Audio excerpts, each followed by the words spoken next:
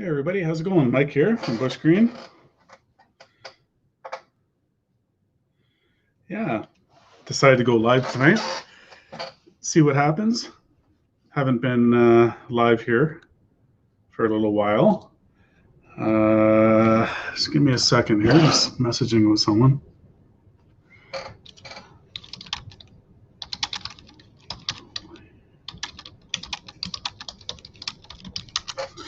All right.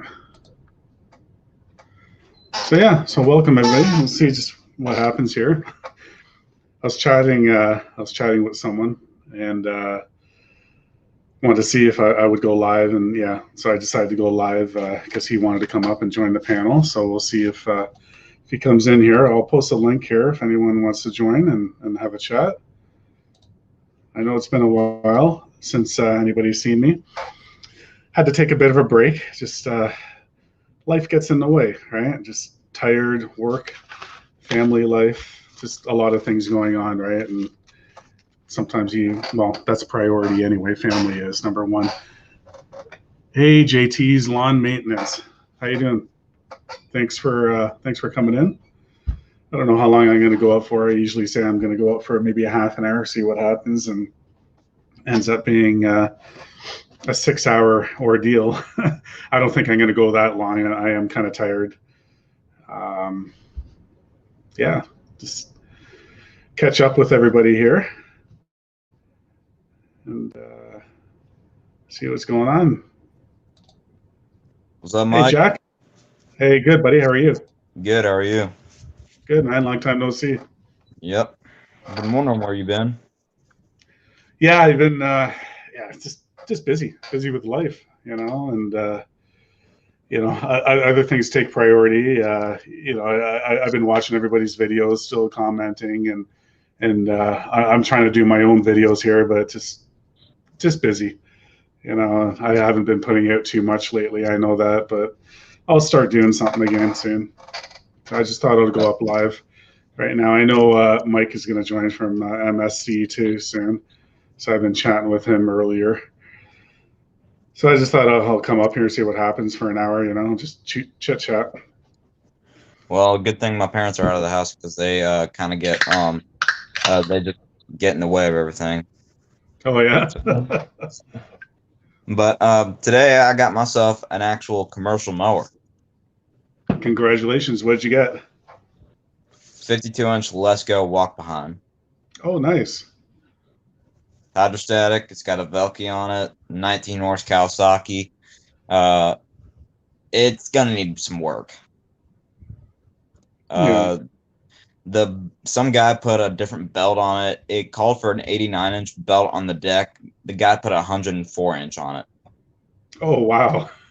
Yeah. And I cut with it today. It cut like crap. Yeah. But, I mean, hey, that's probably the belt. But the motor runs good. Hey, Mike, how's it going? Good, man. You? Good. Oh. Sorry, I'm just having some pizza. No, that's okay, Mike. Mike knows I didn't even plan on going live. He asked me, we're chatting there on Instagram. I said, I'm tired. I'm going to bed. But kind of a last minute thing because Mike and I were chatting about a few things here. It's just easier just to talk in person. Yeah. But yeah, Jack was just saying he got a new commercial mower. Right on. So yeah, you know your way around mowers anyway, Jack, right? Because I know you've been repairing, picking up some, and fixing them, and yeah.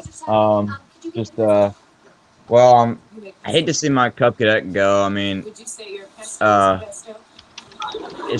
was probably one of the greatest mowers I ever had. I mean, that thing really got me through a lot because if it wasn't for that mower, I probably wouldn't have gone commercial this year. So, I owe a lot of success to that mower. Yeah. That's right. Hey, Mike. Yep. Somebody have a TV on in that room there that you're in? Yeah, is it too loud? Oh, it's loud. Oh. Turn it down. Sorry, it's just kind of overtaking the audio here. Is that better? Yeah. Can't hear anything. No. Okay, good. Yeah. Can't hear anything now. Yeah. Sorry about that, Mike. Just wanted No to. worries, man. I was having a hard time hearing JT here. So, speaking of I saw a guy down here in the comments section, NG Lawn and Hedge Cutting. That reminded me of someone I need to bring up that needs to be called out, I think. Yeah. What to Matt? No, not Matt. No one of you guys, just one of the biggest lawn care puppets on YouTube today. There's several. Yeah. The biggest one of all, Nick with Saving Green Lawn Care. Oh, geez. I didn't watch that Yeah. guy anymore. I stopped watching him a long time ago. I mean, he is by far one of the just, I don't know, really, just a new mower every 3 years. Just that doesn't makes a lot of sense. I mean, I guess if you're in the commercial business and you put a lot of hours on it, like 1,000 hours a year, but it doesn't make sense to, if it works, it works. Don't just trade it because it's new. Some Yeah. people are like that, though. They're all about the big flashy things, new things. They're always got to be saying, "Oh, I got this now. I got this now." You know what I mean? And, Yeah. and gloat about it, right? And Yeah. yeah. Yeah. I'm not into following people, watching videos like that, whatever. I'm more, I want to follow real people like you guys and Yeah, people for that sure. are in the chat right now, and yeah, because we're all just being real. Yep. Yeah. So, But Nick from Saving Green, if you're watching this, I hope that you listen, because this is something that's I've been waiting to say ever since I got into the lawn care life. So this needs to be said to you, and I hope you really, really listen. I hope he watches this, because this is gonna be freaking hilarious if he joins next time. no, he doesn't watch me. Don't worry about it. You know what? Right now, I really don't want any drama. No, Yeah, I don't. So I don't. I haven't been in high I don't school for involve- many years. Exactly. I don't involve myself in anybody's drama. If there's drama on YouTube, I stay away from it. I don't give a crap about it. Just, You're you know, clear of it. if I don't like somebody, I'm not going to watch you, and that's it. So Yep. I'm not going to talk about you. Nothing against you, JT. I just don't want to. I don't want to create drama right now. That's cool. It's just Yeah. that I feel like Nick has been really just clickbaiting everyone, and people need to open their eyes and realize that Yeah. this guy is nothing but a puppet. But yeah, I understand what you're saying. You don't like drama, so yeah, Yeah. That's Matt MG. I didn't call you out, man. What are you talking about? Oh, Mike. My bad, man. I probably just bought a storm tree. Now Float Dizzle's getting out here. That's okay. How you doing, Float? I haven't seen Float in a long time either. I want to see Matt and Float come up here. I'm going to post the link here. Anybody's welcome to come up here. You just got to show your face. You know the rules. I think everybody has the same rules here. Jerry, how you doing?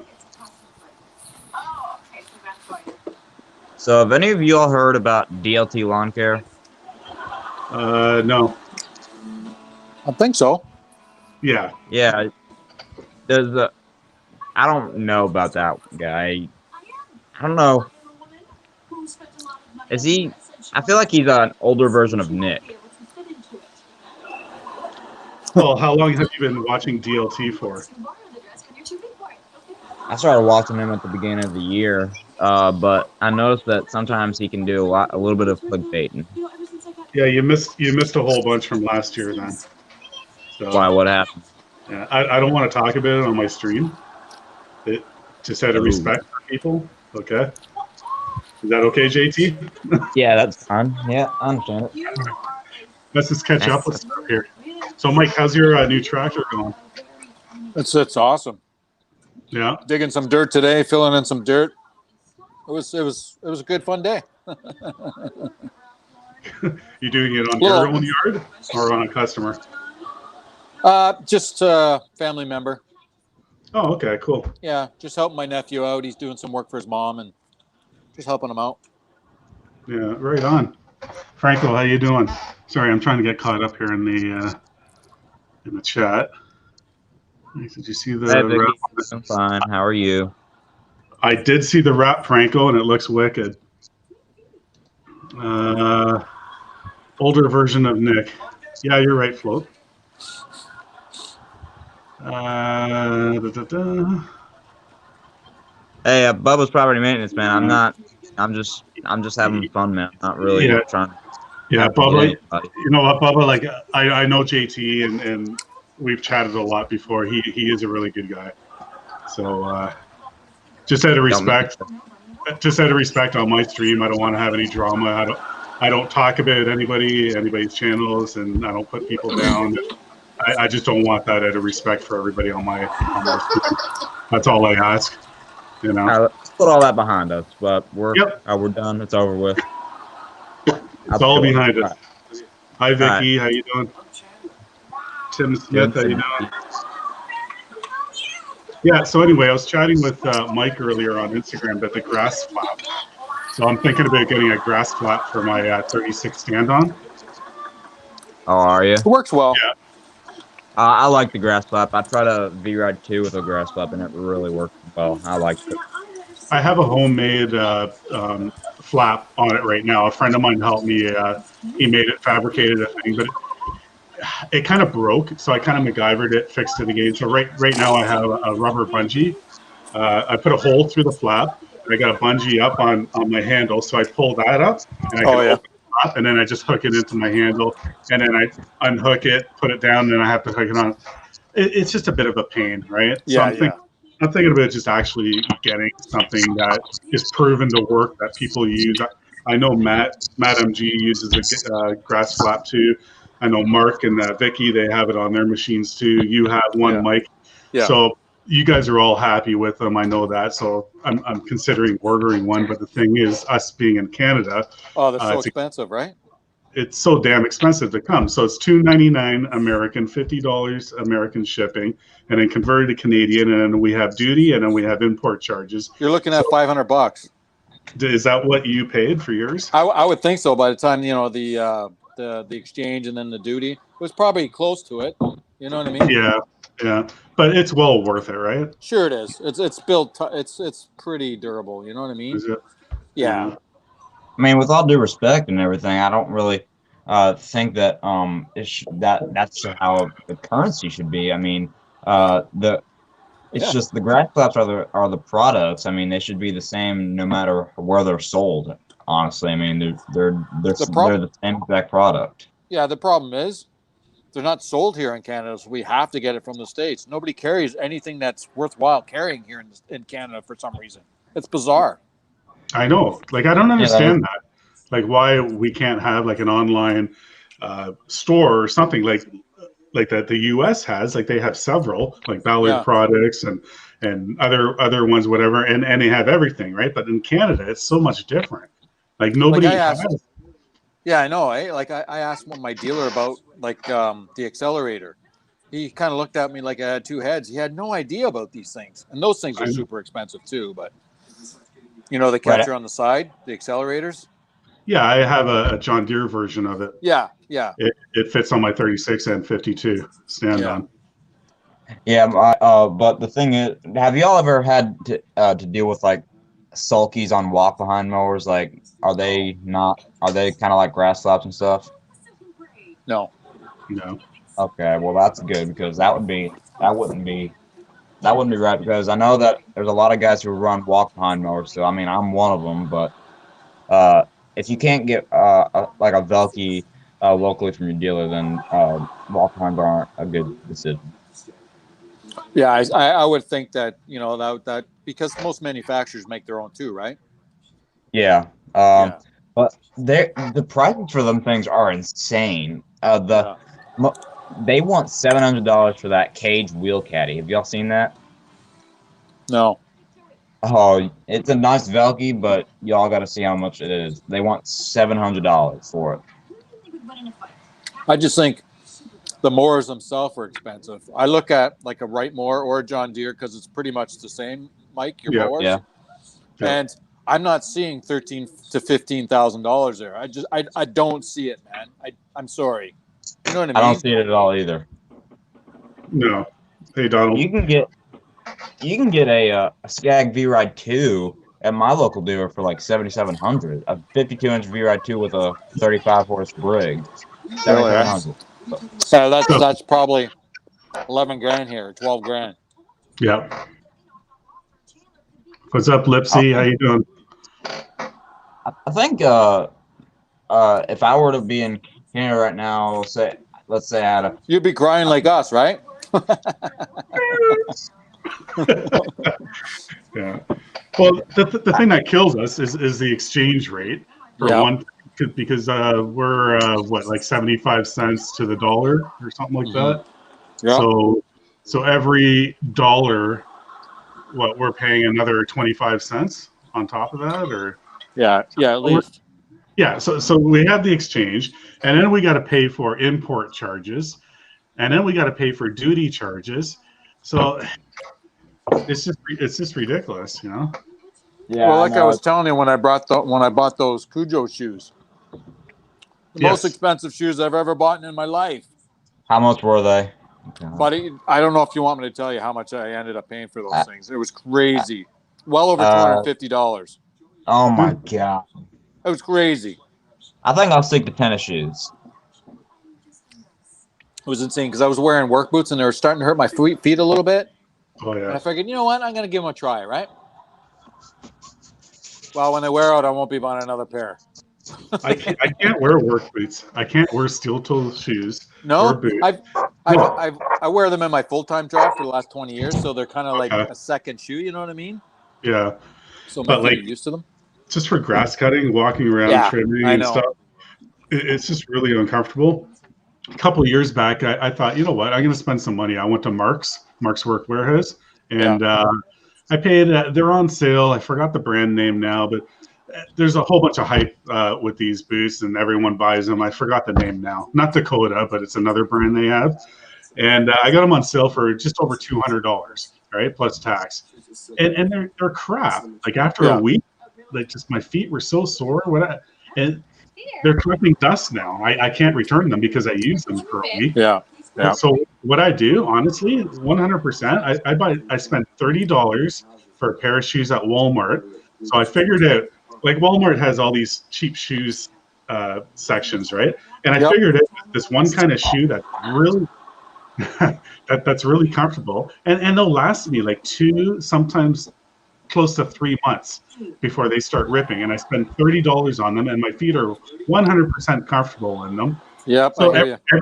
every 2 to 3 months, I spend $30 and get these shoes, the exact same shoes. Sometimes when they have a couple more of my size in stock, I'll buy 2 or 3 pair, and I just keep them in the closet there. So when these ones rip up, then I start on a new pair. And I'm telling you, I'm having better luck with those than spending $200 on quality shoes that they're supposed to be, and they're uncomfortable. So, well, like I said, I won't do it again. You know what I mean? I know a lot of people wear, tennis shoes or whatever. Like, there's no need for us to be wearing steel toe unless you're doing like hardscaping or anything like that. Then I gotta adjust my camera here. I think I'm going a little blurry. I thought I was drinking too much. I know. I thought I was too. Where are we here? I gotta change the resolution. Can't remember how to do it now. Camera. Oh, right here. Oh, that's weird. I can't figure out how to do this again. It's been so long. Oh my God. So you've been busy working, Mike? Yeah, I mean, both jobs, yeah.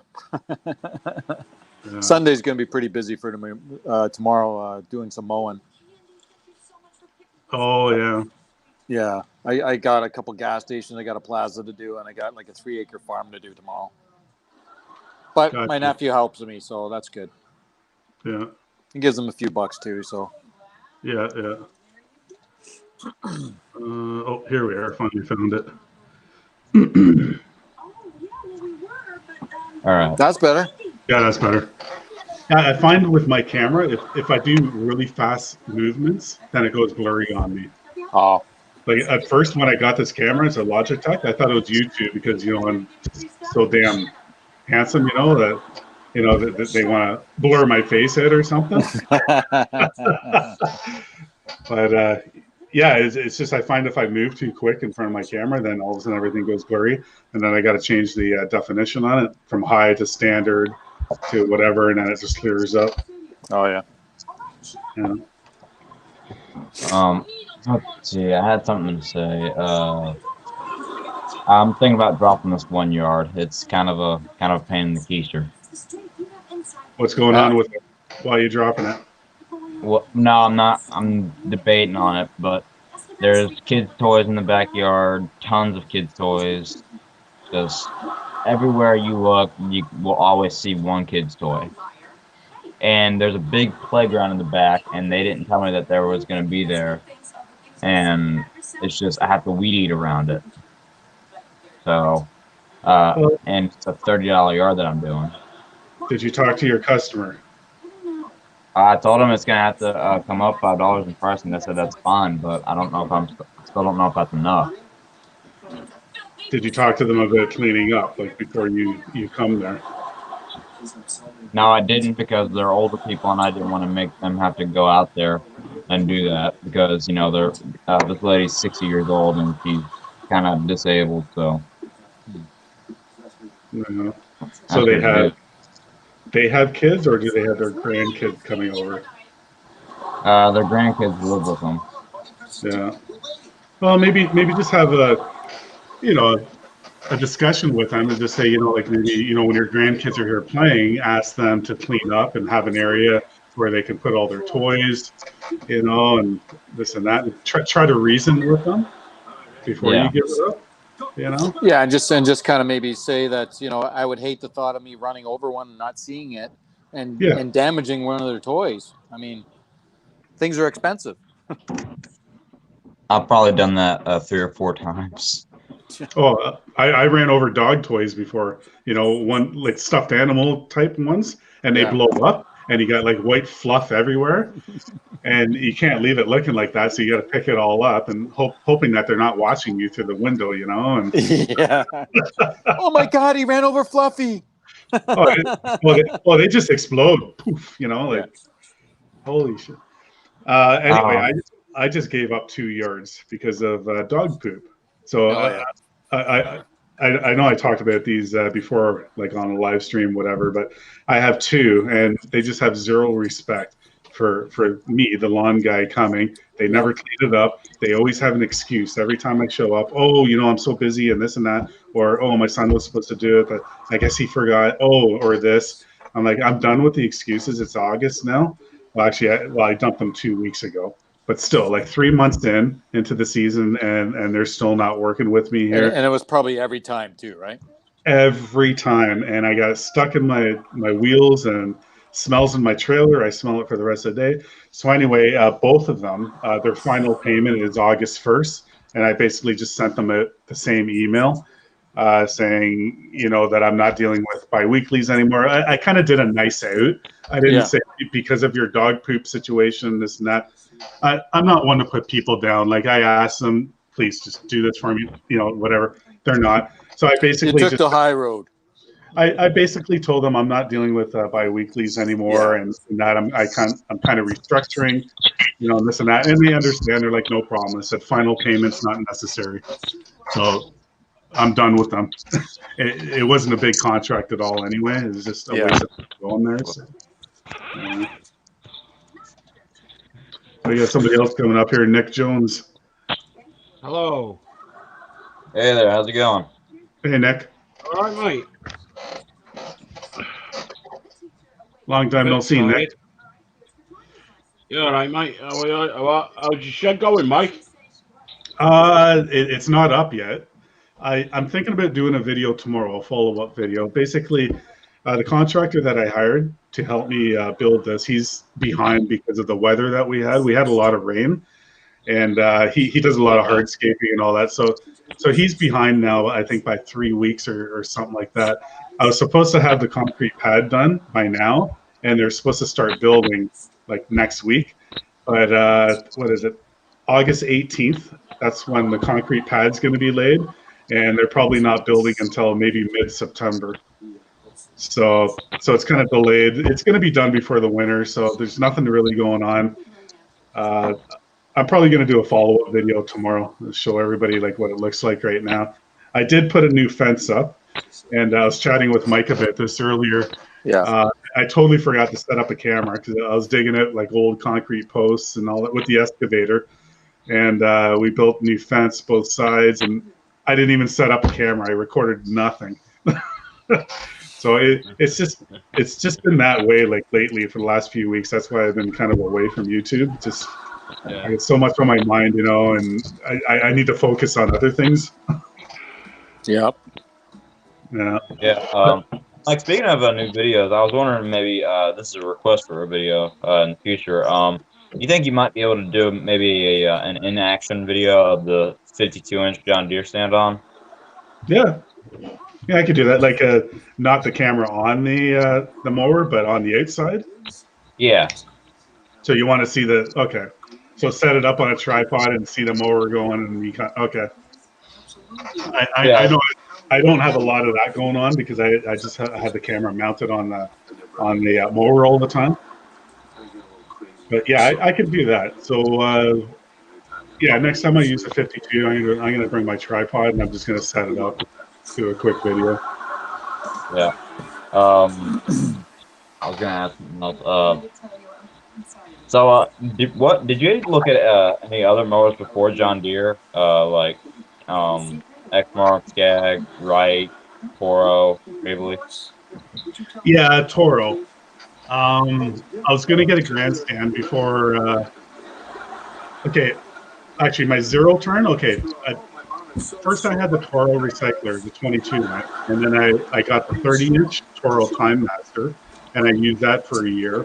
And then I decided, okay, now I got to get a zero turn or whatever because I'm getting bigger properties. That's when I got the Z930M, which I sold. Right, I sold that, and I used that money to put down on that excavator. I didn't know you sold it. Yeah, I sold it. I think I have a video of it. But anyway, yeah, Mike, I think your TV is pretty loud in the background. Still loud, babe. Turn it down again. Oh, there we go. So before I got the 52 stand on, I was almost there, and I almost got a grandstand. So I'm pretty much John Deere and Toro because my dealer is John Deere and Toro and Steel, right? But I actually use more Echo. I'm slowly getting Steel and Echo 50 and 50 right now, half and half. But I would go Toro. If I were to get another mower, I might try a Toro. So other than that, I didn't try anything else. So. Yeah, you know, in my opinion, Skag mowers are the king at striping. I mean, no doubt about it, they are the best at striping. I mean, that's no offense to any other mower. It's just my personal opinion and my own belief. It's just in my area of Kentucky, just nothing beats them. I mean, this is Skag country in my area. Nothing but Skags. Very little Exmark, very little Wright mowers. Just Skag. See, we don't have a lot of Wright mowers in my area. Yeah, Wright is pretty big around here too, but we don't have a Skag dealer. No, it's all American. I've seen a Skag here before. You have to get them imported in, right? So that's the only thing. If we had a Skag dealer, I would be really interested in trying a Skag. You know, yeah, I think you would really like the V-Rod too. I mean, that thing. Yeah. You'd probably love that thing. It's freaking awesome. But yeah.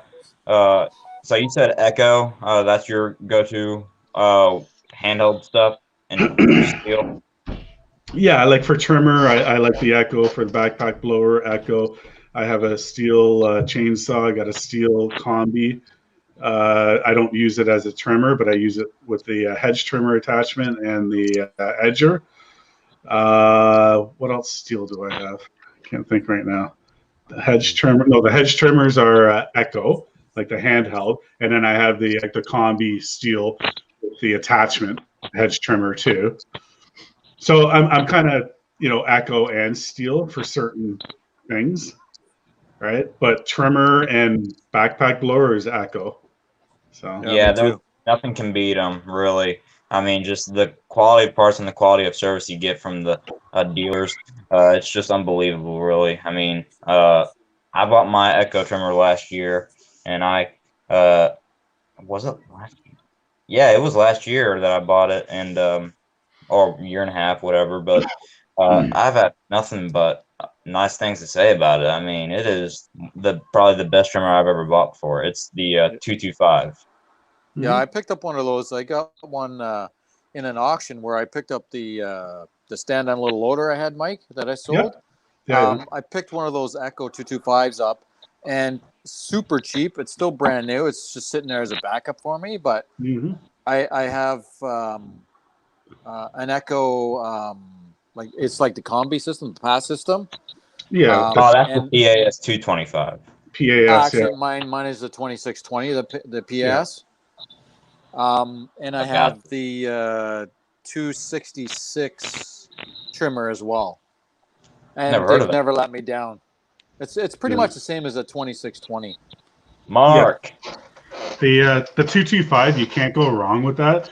I have two of them. I have one hanging up on my rack as a backup. It still works 100% perfect. And I got the 2620T, which that's my full-time trimmer. I love that thing. It works great. John here is asking, what's the best bang for your buck for a leaf blower? The only backpack, if you're talking to, is he talking about backpack?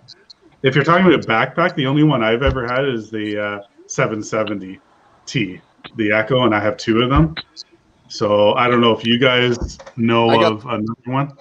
I got the Echo 580 because I don't do a lot of leaves right now. So I mean that's more than adequate enough to blow grass and stuff like that. You know what I mean? I mean it's got some power too for a 580. It works well. I know some people have handhelds too. I think Mark does. How you doing, Mark? I'm doing good. I have one as well. I have an Echo handheld as well. Yeah, I think some of the handhelds work pretty good too. Because I'm interested actually going green with a handheld, getting a battery powered one to try one out. Yeah, I hear it. Yeah. I think Mark has one, right? No, not yet. We're looking at one. We don't know what direction we're going to go because we are going to get one. I just don't know which one to go with because there's so many to choose from now. Yeah, that's it, eh? You know, and they're all about the same price point between $250, $275, somewhere in there. I think it's just probably about the same all the way around. I think it's just whatever your personal preference. I think of equipment that you're comfortable with. I think is probably going to be about it. And I guess it all depends on what you need one for too, John. Like if you want it for leaf cleanups or just blowing grass clippings or everything. Well, if you want something for everything, and the 770, I'm quite happy with. I know the 8010 is out there, but I think John actually uses steel. I can't remember now from watching his videos. I don't know. I'm thinking a mic for an everyday blower that you're going to use every day just for blowing clippings. I don't think you need the 8010. No. Overkill. If you're just doing a little bit of areas, the handheld is perfect. Yeah, and I use my handheld a lot too. And we do too. We use the handheld probably more than anything else. Yeah. Because it's just like when you have those big close by areas, like say there's like 3 houses right next to each other. I mean, when you're doing that with a handheld blower, I mean, it kind of tires your arm out. It does get a little heavy, a little bit. Well, at least you just got to use it so you build up the muscles. That's right. Pick on the young man here because he hasn't fully developed his strength. Why don't you? Yeah. Don't hold it in one arm. You don't want one bigger than the other, eh? Oh yeah. Back and forth. There you go.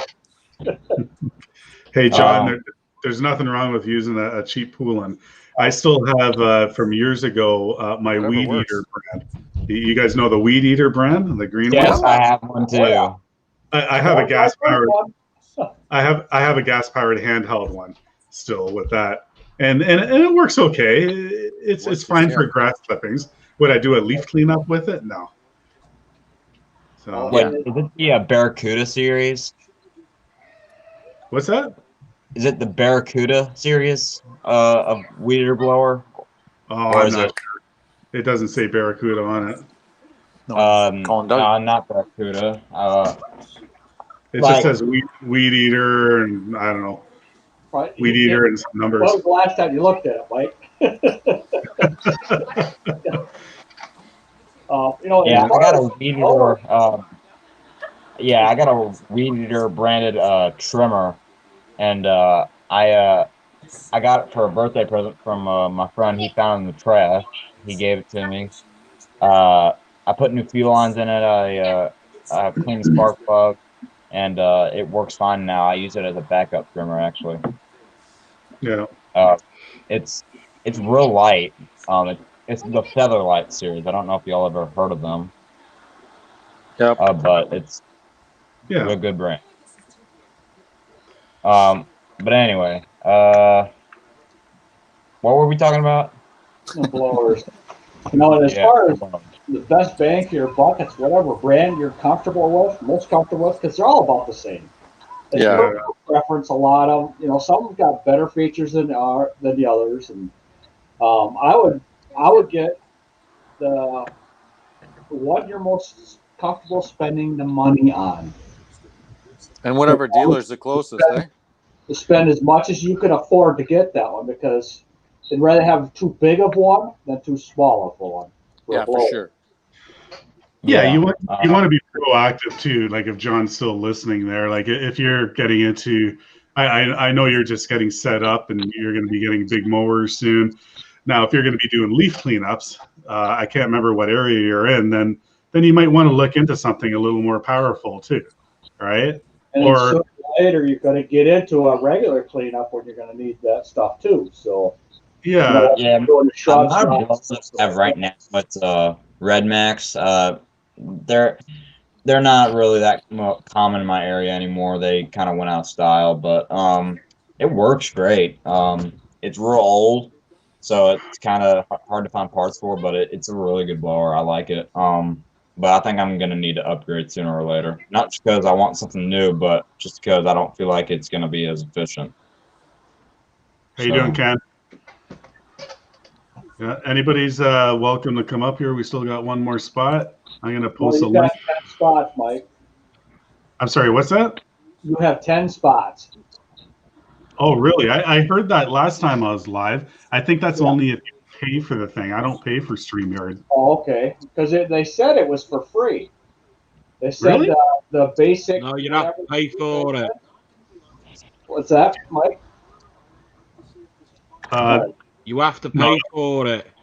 Yeah, Nick. Oh, you have to pay for it, Nick? Yeah. Well, that's fine. I'm not. Yeah. I don't do enough of StreamYard to pay for it. You know, what you Yeah. get 20 hours a month. So I've never gone over 20 hours. So I'm not going to pay for it. Yeah. Yeah. How many hours does Jim have? He's on there live streaming every day. Who? Who is? What is it, Jim? Oh, Jim Landscape #1. Yes. Yep.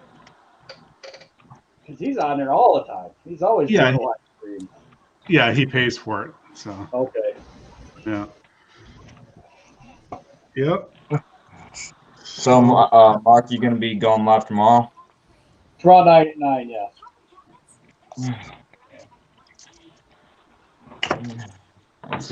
Oh, appreciate it. Search out Okay. back up. Hey, you're welcome, John. Thanks for stopping by, man. Yeah, John, do you use Steel or Echo? I can't remember now. I think he's a Steel guy.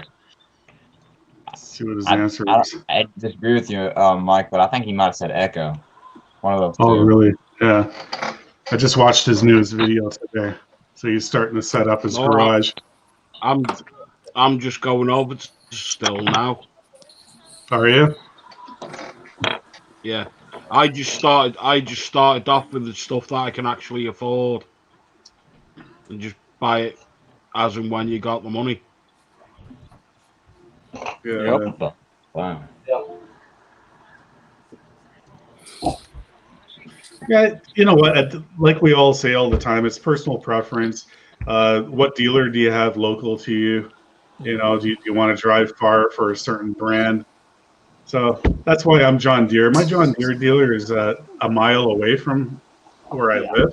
So, and they're Toro too. So my other stuff's Toro. They are steel, and I do have some steel stuff. Echo stuff. I got to drive about a half an hour to a dealer to get the Echo stuff. Other than that, but you know, it's all personal preference. You know, I know everything does the same thing pretty much, and you know, some equipment feels a little different. The handles are a little different. You know, so it's what you get used to. Yeah, my new Echo 60, what is it, 6520 or 6250? I don't know, whatever it is. That PAS system there. I Yeah, have the handle off of my Domar trimmer on that one because the handle is bigger, round, and it's solid. The Echo handles, them things are like noodles. They're just all over everywhere. And yeah. I can't get a good trim with it because it's too flexible. It moves around too much on me. TG Lawn Maintenance. I'm a former owner of a Cub Cadet. That's what I use to run my business this summer. I just recently upgraded to Wesco, but yeah, I know something about Cub Cadet. Yeah, I got a Cub Cadet dealer that's pretty close to me. He's probably 5 minutes away from me. Same with the Skag dealer. Almost every kind of dealer that I have. I mean, I got Skag, Wright, Hustler, Exmark, Gravely, um, Cub Cadet, pretty much everything except for Bobcat. Bobcats You are must be really rare. do you live in a big metropolis there, Jack, or What'd you say? is there a lot of people in your area? Is big city, or where are you at? I'm in Louisville, Kentucky. Okay, yeah, that's why. Yeah, These big are big everything place. there. Uh, I mean, it's a great town to be in. I mean, there's really beautiful parts and places of this because I don't think I could ever live anywhere else but here because I've been born and raised here. I've been living here for 16 years and I've never gotten out of this place. So I'm probably never leaving. But I mean, Mark, how long have you been up in Michigan? 56 years. That's how old I am. You're a More young like guy. 46. That's how young you are. Yeah, No, I love our area. Absolutely love it because you cannot drive 10 minutes without hitting some sort of a body of water, whether it be a stream, a creek, or a lake or a nice. pond. You cannot drive 10 minutes in any direction without hitting water. That's what I love about Michigan. And there's a Here in couple other Louisville, you can't. I think Minnesota's pretty close to that. And there's some southern states that are close to that too. But it's summertime in Michigan is just awesome. Yeah, Wintertime, well, here in KY, you can't go 10 minutes in any direction without seeing a fast food restaurant or anything. I think that's No. everywhere. Yeah. I could drive 45 minutes without seeing anything but trees. Well, with Mike and I, you can't drive 5 minutes without seeing a Tim Hortons. And that's okay. We have our nearest Tim Hortons, I think, is 45 minutes away. Wow. Yeah. Nearest one for me is probably 3 hours. That's Wow. Wow. yeah. Now, Just Wow. I could throw a golf ball in any direction and hit one. Them things are popping up everywhere. Yeah. but Mike, how long have you been up in Canada? Well, all my life. Yeah. Me too. I was born here. No, the town that I live in, actually, the house that I'm living in right now, this is where I grew up. So I bought it off my parents in Wow. 2013. I bought it off my parents.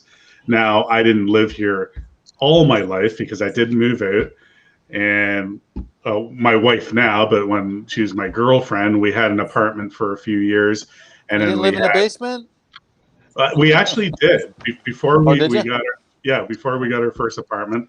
We were here in this basement that I'm in right now. It looked a little different, and it's funny because my wife and I's bedroom, that's just over there in the basement, that was my bedroom when I was a teenager, right? Oh, oh yeah. So anyway, after this, we ended up getting our own house, and we had a second one, and then my parents decided to get a condo. 2013. Long story short, we took over the house. They sold it privately to us. We bought it off them, and I'm back home now, and I love it. So I've been in this town pretty much all my life. Just for about a year, I was just outside of my town when we had an apartment, and then we came back and got our first house here. So we had two before we bought the house I grew up in. So Mike, do you have any kids by chance? Like kids or anything? yeah, Me? 17. Are you talking You to have me? Yeah. Yeah, I got a 17-year-old and a 15-year-old son, two boys. Wow. So I could be your dad. Probably, but I didn't. You're what? 35, right? Yeah. No, I'm 25. No, Uh, How old do you think I am? 35. Seriously? seriously. Yeah. Thank you. 59. 48. That's as old as my dad. Yeah. I told you. Well, hey, Jack. Yeah. My oldest daughter is 30. Uh-huh. All right, y'all got some young bodies on you. So No, it's called working your ass off. You stay young. Look at Yep. look at the farmers. You guys, there's guys out there who are 90 years old that don't look like they're a day over 70. They're out there running their tractors, throwing bales of hay and everything. It's because they never stopped and they kept working hard. well, I mean, look at like freaking Nick Nolte. I mean, look how good shape he was back when he was 50, but now look at him. He's I don't know if he smoked or anything, but he's got a real raspy kind of voice. But look at Robert Redford. I mean, he's 83 and he can still run. I mean, my grandfather's 79 and he can't run worth a I damn. believe Nick Nolte played football for a lot of years. Yeah. Yeah. That takes its toll on it. I don't care who you are. If you play football for a long time, you are beat up bad. Mhm. That's why I never did sports. I mean, I played soccer and basketball, but that's about it. I wasn't even good at it. All right, I TJ. Have a good night, buddy. two sports. Oh gosh. Two sports. I go bowling in the winter, except for this year I'm not bowling until they get rid of the mask thing because I can't wear a mask for 2.5 hours while I'm bowling and sweating and everything else. I just can't do it. No. And then the other one is golfing. I'm going golfing in the morning. So Oh man. yeah. Oh hey, this none. If we would have found a campground that was not full today, you wouldn't be seeing me here in my office. You'd be seeing us in a campsite with a fire in the background. Nice. Yeah. We cannot get the campgrounds are booked until September, mid to end of September, everywhere. We couldn't even get into the day use areas because they were packed. There is so many people in northern Michigan right now, it's just crazy. I've never seen this many people in an area, but not really, because they're all kind of spaced out from each other. They're scattered everywhere. You know, 'cause you used to be large crowds, but there's large crowds, but they're kind of scattered out, spread out everywhere. So a lot of people, you know, most people are social distancing. But Yeah. it's weird. Mark, you if I'm not mistaken, you have grandchildren, don't you? Yeah, 3. Yeah, I'm guessing the what 5, 6 or something like that. 2 4-year-olds and a 7-year-old. All right, so that was pretty close. Yeah, I remember when I was a 7-year-old and I was at my grandma's house. She had lots of gray hair. Now, I did see something today. We were at the Day Use Park, and I'm not, they're from a different culture, different country than us. The women and children ate in one spot. They're having a picnic, and all the males, adult males, ate in another spot. They were completely separated, like about 50, 100 feet apart. I'm going, that's kind of weird and unusual, but Yeah. that's their culture. I'm not used to that, but it was just kind of like, it threw me for a loop there for a second, and then it's like, okay, never mind. But it was just weird. Yeah. There's some people. Oh yeah, I forgot to tell you all this. So I was walking home from work one day. It was probably around 5 o'clock, and I was walking home from work to my house, and I saw this elderly lady trying to carry groceries in, and uh, from one of my visions, I remember that probably 3 days ago that I saw her. She was mowing her own lawn, and I'm guessing this lady's around 60 years old. So I take one step into her driveway. She looks back and she goes like, "What do you want?" And then I'm like, "Sorry." And then I just start walking away, and she says, "Yeah." Just I was like, Jesus Oh yeah, Christ. there's all kinds of them. All kinds of them. There's And not, apparently this isn't you the just first kind time of, this has happened. this is what you do, Jack. You smile and you say, "Have a good day," and you That's Yeah. right. That's the best thing you can do, because if you kill them with kindness, you're literally killing them because you're being kind to them. It's so much fun to be kind to people when they're nasty to you, because it just makes them madder. Oh Just be yeah. nice. You smile and you say, "Hey, thank you," and be nice. Just walk away. If I wanted her to have a good day, I would have said, "Have a good day," but I didn't want her to. She was real mean. Well, you don't have to either, but it's more fun to be. Um, I mean, Extra nice. seriously, I just 1 foot on her driveway. She turns back and just starts chewing me out. Oh no! Oh, Wait till you step on a flower, Jack. Wait till you do yeah. that. That one time you step on that one flower, I'm telling you, the world's going to come to an end. I'm telling you, it Oh, is. God. Can't wait. It's just not worth it No, to. but that's not the best part. My mom actually, she saw me walking. She picked me up. I told her what happened. She turns around and then she talks to the lady. She starts chewing my mom out. Yeah. And my mom said, "Oh, you're nasty."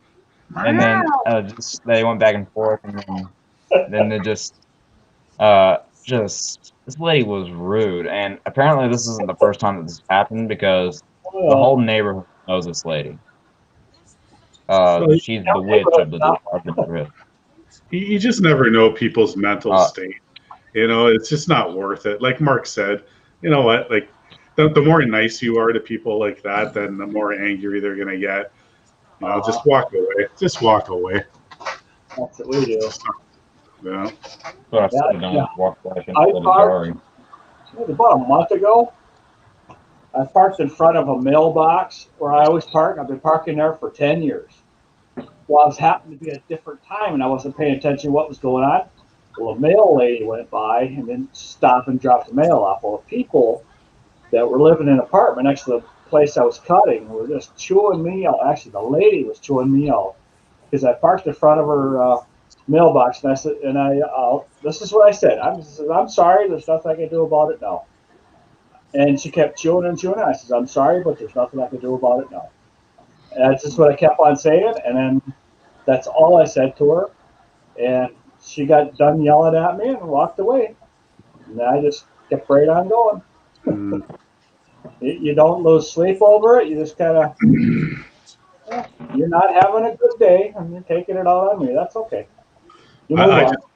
I keep my ear protection in my ears, and I pretend I don't even hear the person, and that pisses people right off. Like there's one neighbor of one property I do. and they'll usually come in and they'll look and whatever. I pretend they're not even there. And it pisses them off even more that I do that, because they want me to stop and pull it out of my ears and start talking to them, but I won't do it. It's not worth it. I got nothing to Yeah, say to you, and you got nothing to say to me. I'm not doing anything wrong, so. Yeah. you ever got like customers who just want to come out and talk to you for some reason? Every You ever day. get that? Every day. Yeah, all the time. I get that all the time. Like I had a girl come out and talk to me for like 20 minutes straight, and that was it was sundown by the time I was done talking to her, and I had another yard to go and cut. I mean, it was ridiculous. That's why I have a route set up the way I do, because certain people like to talk, and we put them at the very last customer of the day, because everybody's got customers that love to talk. You know, we're usually around 85, 90 years old, that they're looking forward to seeing us and they want to hear how our family's doing. Yep. They take their time, and we put them at the end of the day, and we sit and have a visit with them. And it makes their whole week. They look forward to us visiting with them. Yep. You got to just kill them with kindness. Yep. There's certain they're nice to you.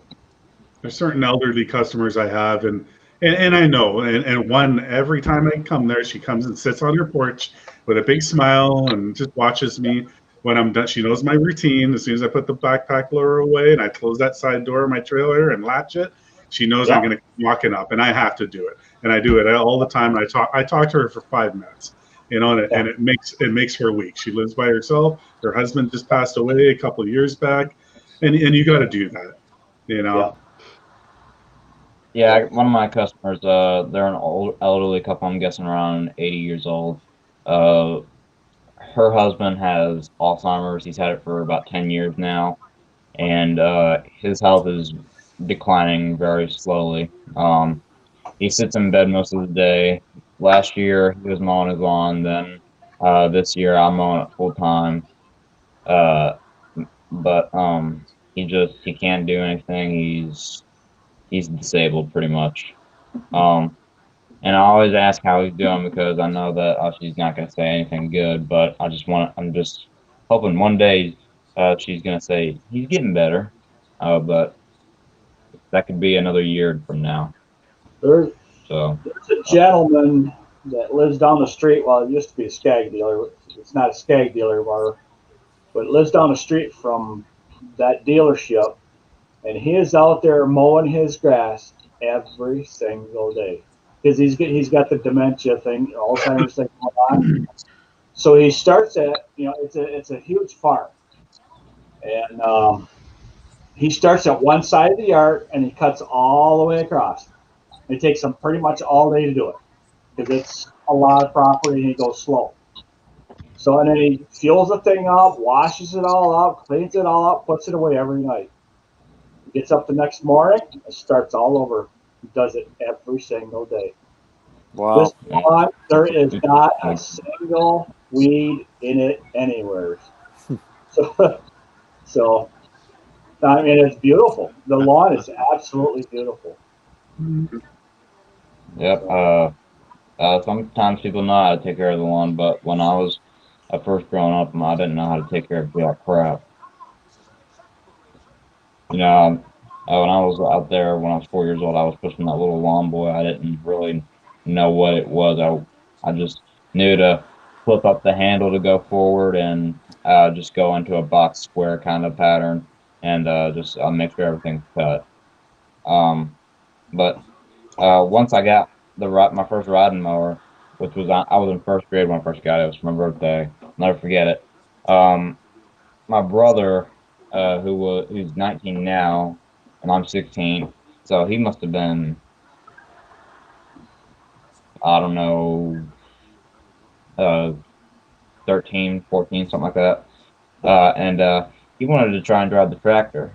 So my dad gets him on there, shows him how to work it, and it's like he had no sense of pattern. Like, you look over one area, there's a strip, and then you look over there, another area, there's a strip. It's just like here's a circle of cut grass, Here's another one. It was scattered all over the yard. I mean, then my dad was like, "Son, what are you doing?" I was like, I don't know. I'm just mowing." Then he made me get back on it. Yeah. Just it'll be always a childhood memory that I'll remember for when my brother first drove a riding mower. But anyway, back to you guys. Yeah, pretty Well, at boring. least I know. I don't have to cut my grass. I haven't got one blade of grass in my garden at all. What do you have in your garden? Sandstone slabs. Oh, okay. Do you have a big property, Nick? It's only about not as big as what you have in America, in Canada and America. Ours really small. Yeah. About what, 30 foot by 80 foot. Yeah. And I got a big bird shed at the bottom of my garden. Gotcha. Nick, are you from Ireland or Scotland or one of those places? Wales. Oh, Wales. Okay, yeah, yeah. Very And I'm cool. not Very cool. European, I'm British. My bad, man. I'm sorry. That's good. That's good, Nick. And he's not in the UK, so don't say that. No. I am in the UK. Oh, you You are can now. call me UK, call me British, but do not call me European. I thought we had this discussion, Nick, last time that you said you're not a part of the UK. You When know, was that? Well, I was probably drunk. I was probably drunk. I don't know if Mark and Mike remember, because I'm pretty sure Mark and Mike. that was a good one. Oh gosh. And I Googled it too. I'm like, no, that's a part of the UK. Yeah, I was drunk. I was God. I was on a 14-hour bender then. Oh, okay. That's okay, Nick, man. Oh, You know, That wasn't me speaking. That was the alcohol.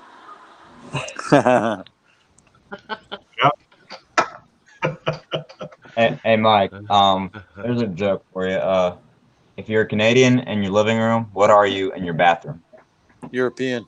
European, yeah. Dang it. Got me. Mike, That one's been around a while. That one, I walked into that one. I've got loads of jokes, but they're not clean. go for it. It's fine. know Nah.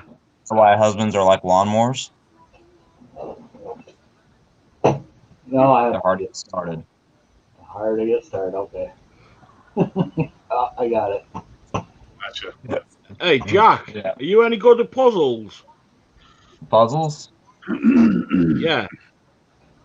I haven't done one in probably 5 years, but I was always pretty Right. handy at. If a red house is red and a blue house is blue, what colour's a green house? Green? I see you, Mike. You got that grin on your face. Something's up. How can it be green? It's made out of glass. No, Oh, God. yeah. That's like asking a blonde, what's your favorite color? Crystal clear? Yeah, Jack, here's another one. What weighs the heaviest, a ton of feathers or a ton of bricks? Scott Murray, I am 16. I am currently living with my parents still because I'm not out of high school yet. So what would you expect? But yeah, I'm 16. Yeah, man. Just I don't know. Come on, just have a guess. Huh? What Okay, weighs this the is turning up. heaviest, a ton of feathers or a ton of bricks? Ton of bricks. No, they're both a ton. Mm-hmm. Okay, this is just turning us into all being stupid just on the live stream. We're just, Right. What weighs the heaviest, a ton of bricks or a ton of feathers? I've just given you the answer twice. It's both. It's a ton. I'm gonna guess ton of feathers. Jeez. They both weigh a ton. They both weigh the same amount. But if they have Alright. feathers, I couldn't imagine how big of a pile that would be. Okay. I felt dumb from it. I didn't know what he was talking about. See, one thing about them jokes that Nick's telling you is that they're mind tricks or mind traps or whatever, because your Yeah. brain's not expecting that. You know, your brain's trying to figure out what the obvious is. You're not- Wait, I got one for you, Nick. If a dog and a pie cost had a race, which one would win? Don't know. Tell me. A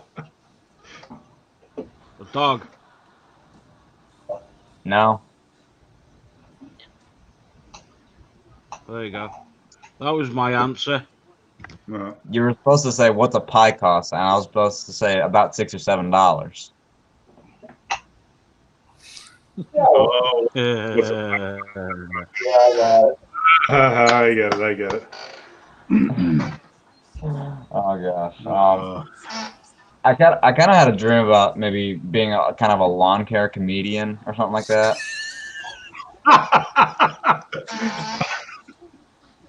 Oh, okay, Jack, go ahead.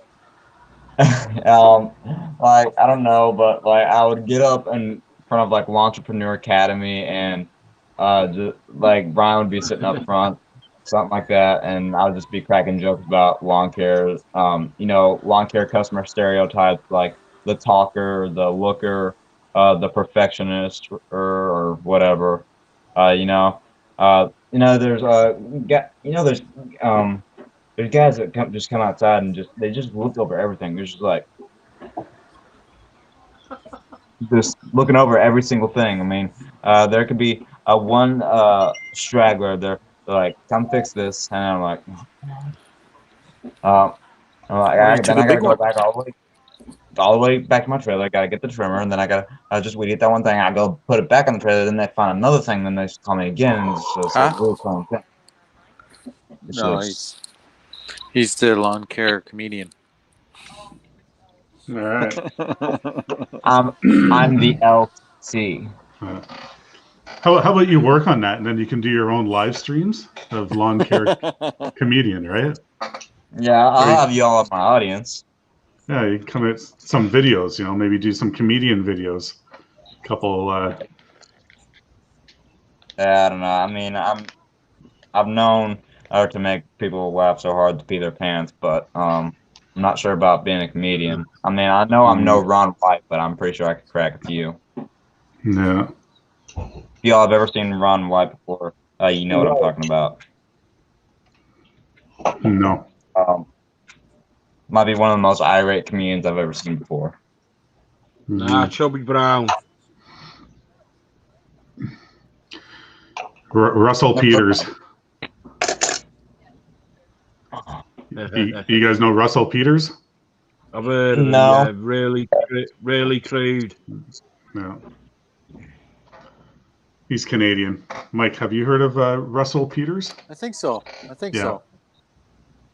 He's I think he's Indian background, but I think he was Canadian born or whatever, and he does a lot of like Indian jokes, and yeah, he's hilarious.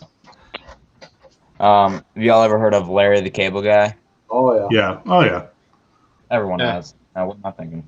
Yeah, that I'm pretty sure he was on the Blue Collar tour with Ron White, Jeff Foxworthy, and Bill Engvall and Ron White. Isn't that right? I think so. Yeah.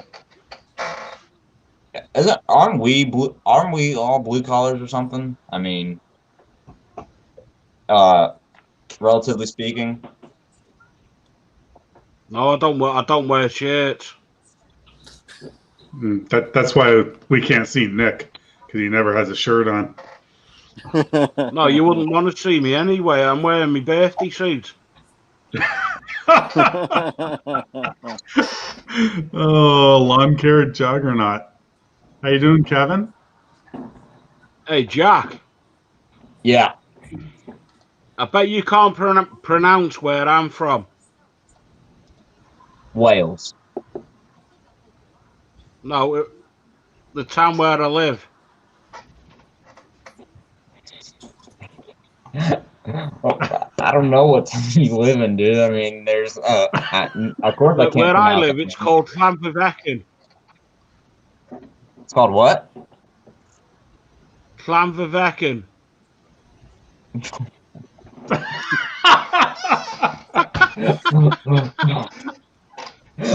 Clanberthicky? What? Llanfyddecyn, and most that. of me family's from Penwyn Mawr.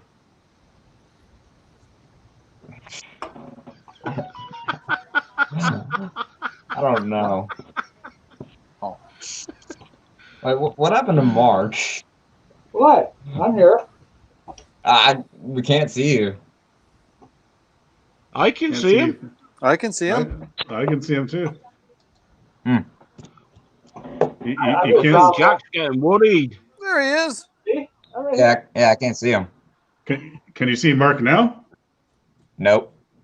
I can see me.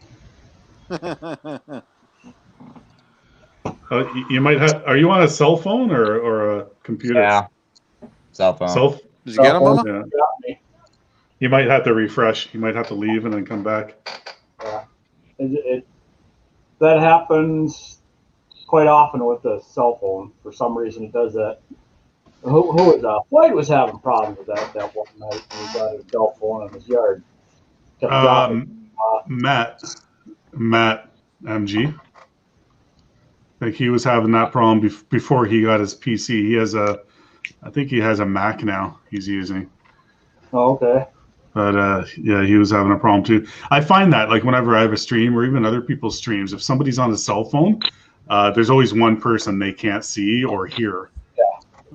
Yeah, I can't see Mike Lord or Mark right now. Really? Yeah. Why don't you leave and come back? I'll put the link up here. The link is right there, actually. As long as you don't lock me out. No, why would I lock you out, buddy? I'm You're a kidding. lawn care Yeah, comedian, let's man. lock him out. Lock him out. It's past his Yeah. bedtime.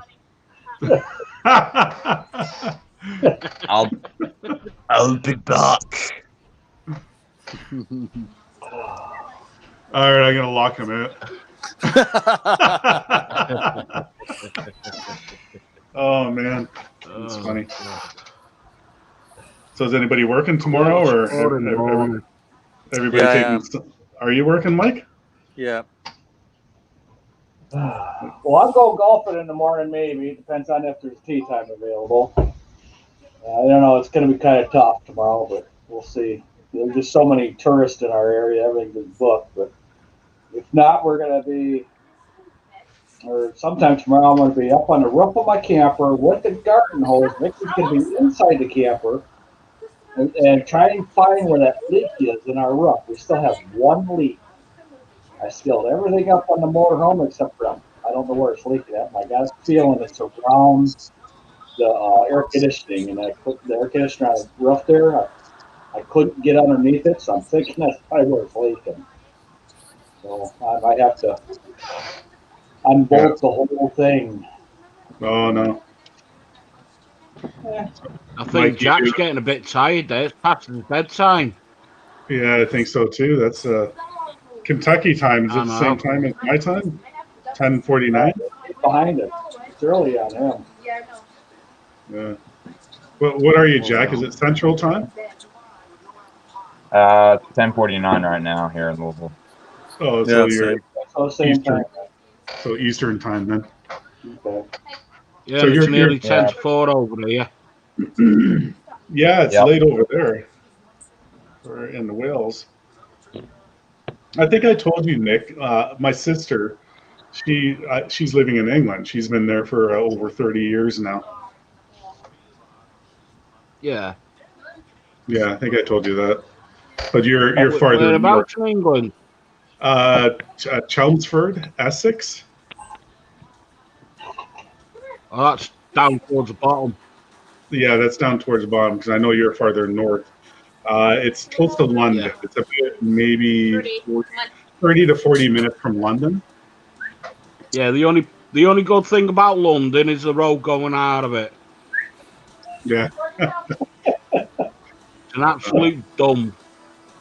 yeah.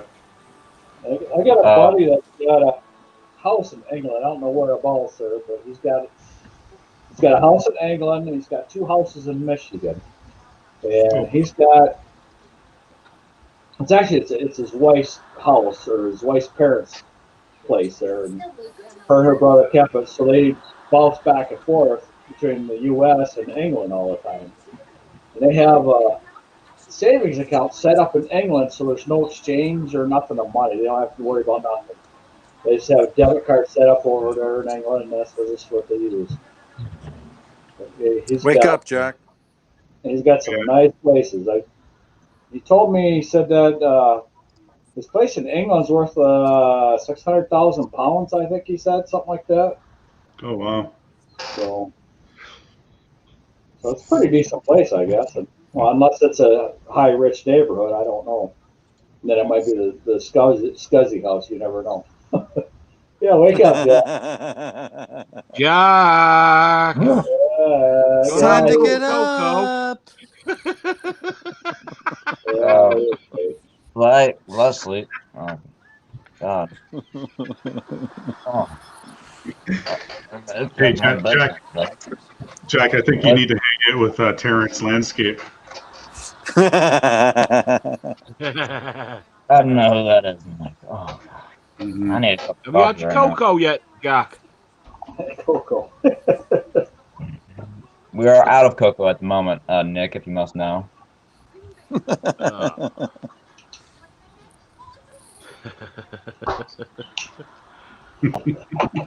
Scott Murray, man, I don't know. Yeah, I need a bud right now. Or some kabush or something like that.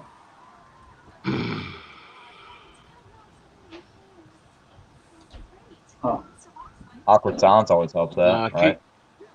Keep your beer. Have a nice bottle of whiskey instead.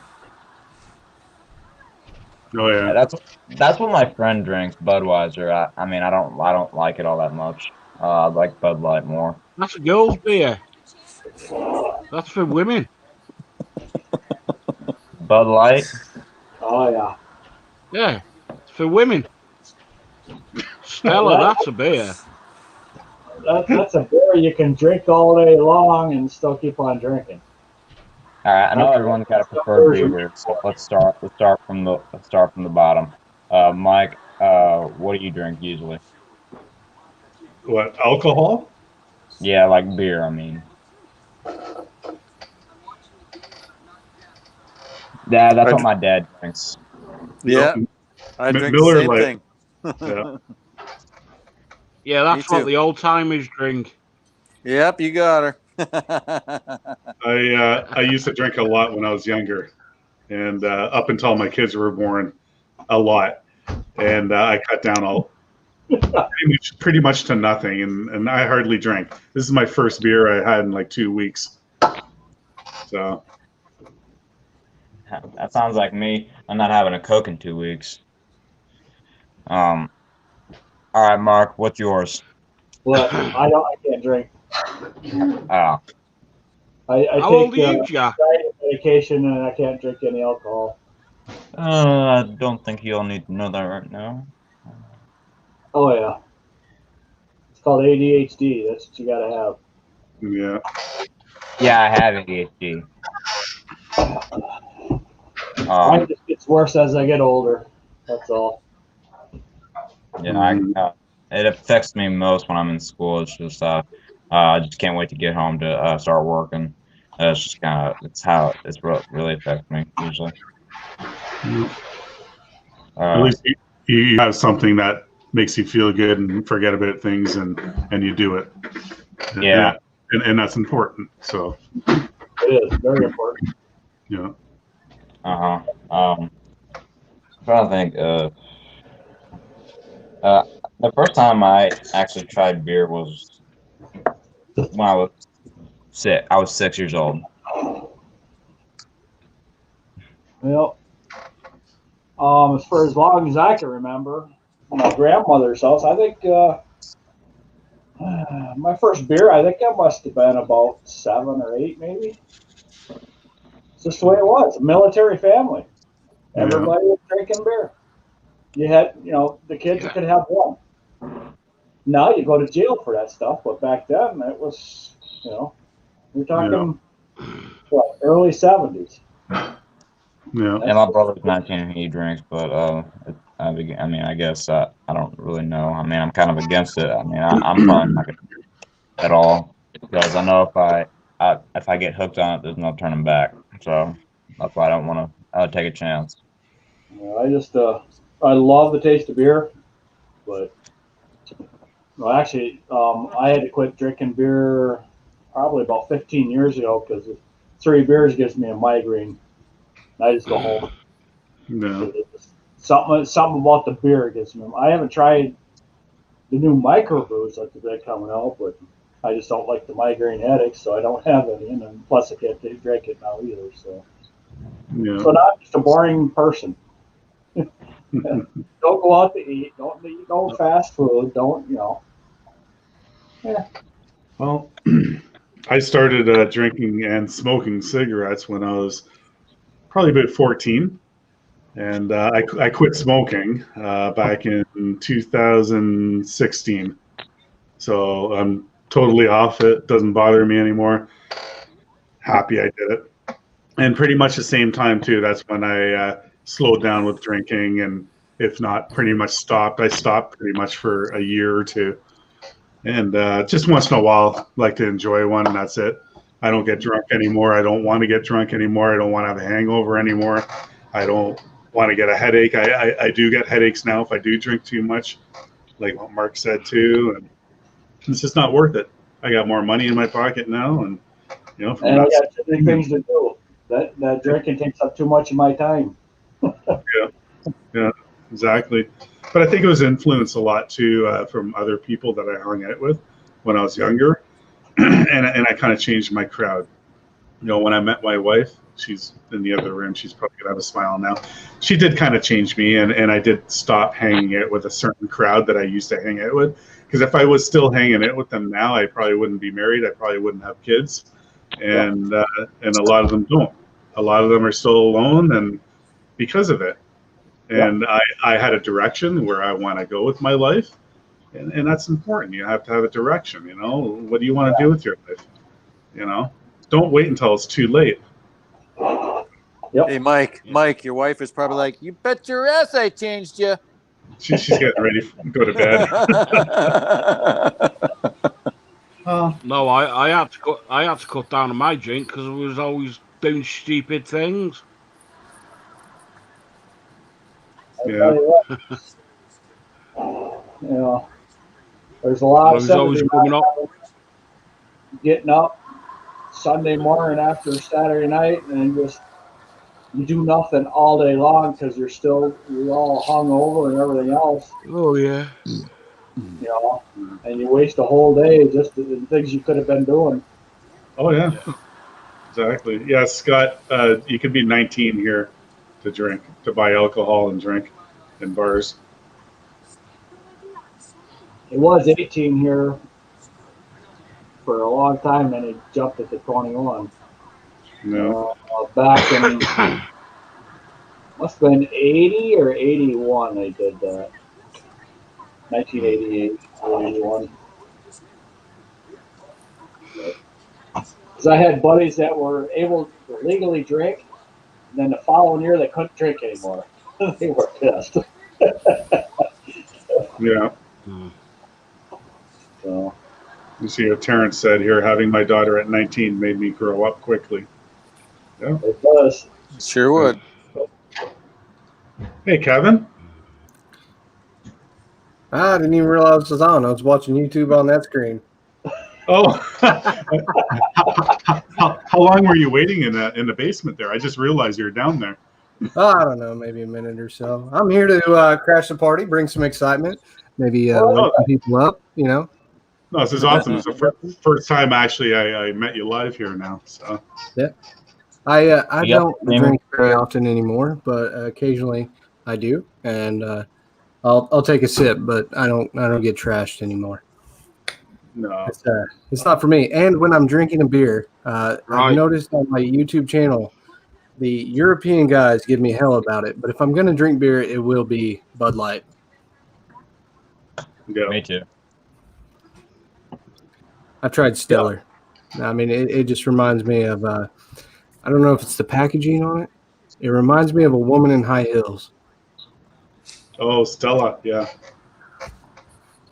I don't mind Stella actually too, and Oh, it tastes good. yeah, What about we Blue Moon? we have a brewery here too. I think it's only Canadian. Steam Whistle. Do you have Steam Whistle in the States? Have you heard of I that? don't know if I've seen it. I quit Okay. drinking as much. I mean, there for a minute when my brother came down here, I was drinking a lot of beer. I definitely gained some weight over winter, but I wasn't getting smashed. I was just consistently drinking a beer. Does that make sense? Yep. 100%. It hit my gut over winter. I've been punished with it all year long. I'm like, oh man, it's hard to move. In the meantime, I gained weight, and I swear my brother lost like 30 or 40 pounds. So craziness. Well, the thing is, the older we get, Right, like I I'm don't gonna know. get my head down. I hope I'm not. I hope I'm still look like myself when I'm 50. That's all I can say. Oh, I tell you what, from 25 to 50, there's a whole world of difference in my world.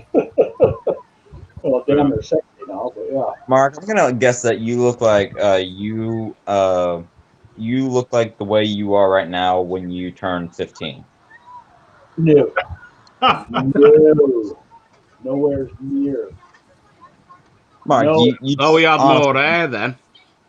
Oh, a lot more hair on honestly, it. you look like you're in your early 40s. I mean, that really, I find it honestly, it's hard to believe. 56, that you're in damn good shape then. Yeah, I'm not going to tell you how old Ricky is, so that's not going to. I almost slipped on that one, but yeah, she'll tell you. She's not younger than I am. How's that? She's older than I am. Oh, Yeah. But um, this way, in a year and a half, she can apply for Social Security.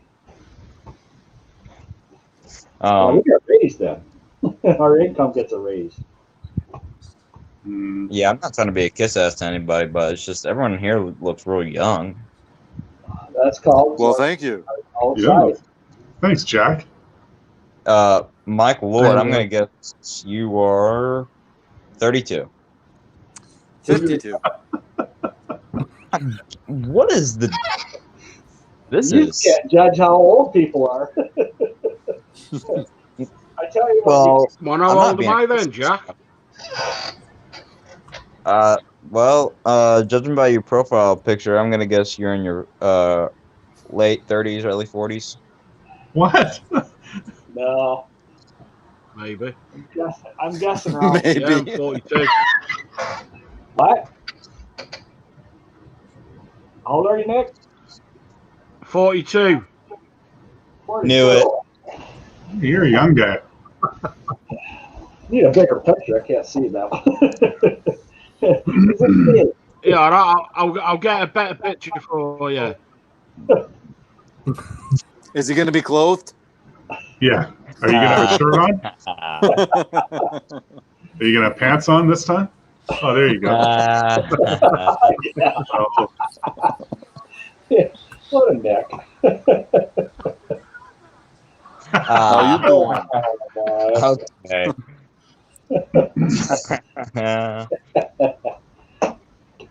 That's That's a fair. Pungilla.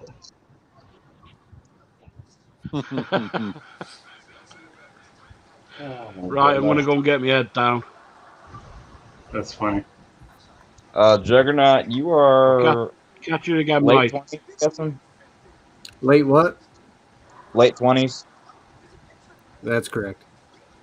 Knew it. It happens fast, man. How old are you? I'm 16. 16. Well, I was judging by the picture on the mower, at least 19. Yeah, this is me. You got a YouTube channel, man? What's that? Do you have a YouTube channel? Yeah, JT's Lawn Maintenance. Why'd you turn off the lights, Jack? Well, no, it's just, Because he's sleepy. shut up. Oh wait, where'd Nick go? You scared him off, buddy. He's getting cold. Yeah, he's getting cold. He's looking for his pants and shirt. Hey, thanks, Lunker. No, I'll go check out your channel in a minute. Yeah. If you want your channel to blow up quick, I've noticed something. I'll show you real quick. This isn't to brag or anything, but I've noticed for a while when people cut tall, stupid stuff is the key. It's not fun. It's not what anybody wants to cut. But if you want stuff to blow up on YouTube, that's the I don't know if you can see any of that. So Hold on, I'm gonna blow up your page. Okay, so here's the thumbnail. Tall, stupid stuff, right? Phone's cracked. Where am I going? Okay. How to cut. I'll tell you the numbers because it's not showing up. All right, so my typical average views on a YouTube video are between 492 and that's scary, 666 for the first 8 days and 16 hours, okay, because it updates on the thing and it tells you. Anyways, this one's at 47,000 views. This thing jumped like 10,000 views today. Average view duration's high up. So 8 minutes and 47. It's normally between 4 minutes and 5 minutes, somewhere in that range. Typical watch time is about 2K to 3K on minutes. This one's at 415 minutes, or 415,000 minutes. So that would be 6,000 hours of watch time. So if you want to get monetized, I know big obstacle is the 4,000 hours of watch time. It's one video can do it.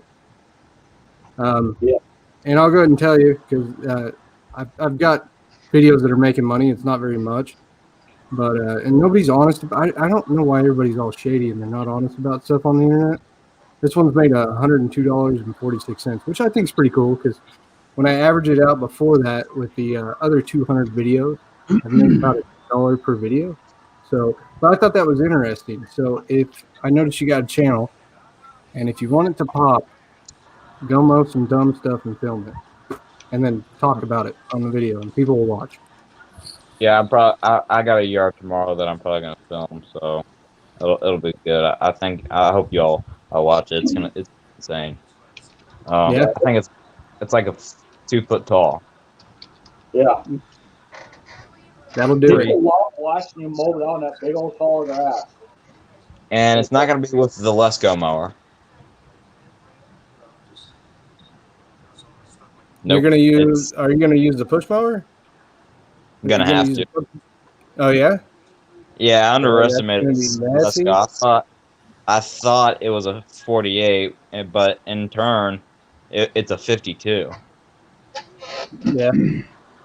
So I made the mistake of thinking, no, actually, no, I didn't make the mistake. The guys who gave it to me made the mistake, saying he said it was a 48, and I thought it was too. But then when I read the tag on the model number, it said 1952, and I was like, wait a minute. So then I grabbed a tape measure and I measured one of the blades. It said 19-inch.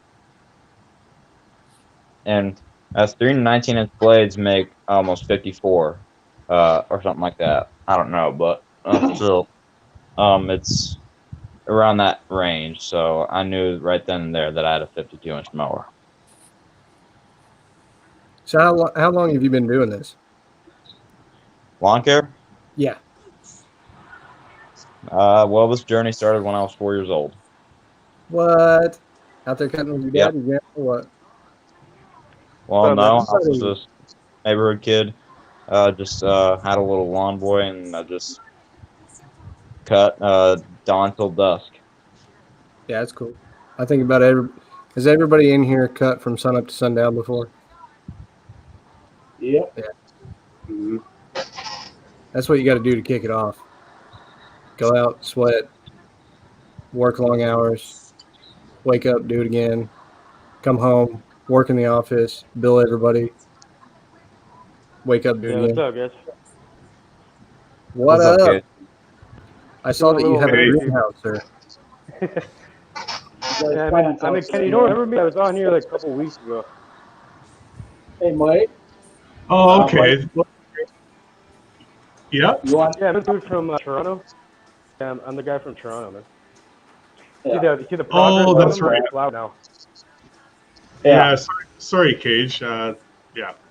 You guys are completely legal there in Canada, aren't you? Yeah. Yeah. We These are. things are Yeah. like I'm Oh, that's 6 cool. feet tall. These things Shit.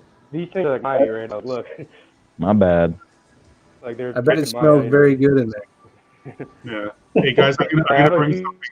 I'm gonna bring something up here. Mark wants to show something here. So. Yeah. Okay, That hold on. you're talking about Dude, video. that is awesome. That's a video of me just insulating. Like your analytics. It's just a simple little video. It's got 348,000 348,000 views. views. That's a lot, man. That's over 2 years. Dude, it is so cool to see that kind of stuff because it lets you know what the possibilities are. Yeah. And, Oh yeah. a lot of people don't want to show that stuff. It doesn't matter to me because it's, Well, Yeah, what's I'm awesome is very, it brought in almost 800 subscribers too. What's your channel, Yeah. man? Yeah, see, and that's that video. You want me to keep it up, Mark, or? Oh. No, sorry. but that's good. That video in the fall will start. See, right now it's getting. Let's see, what is it?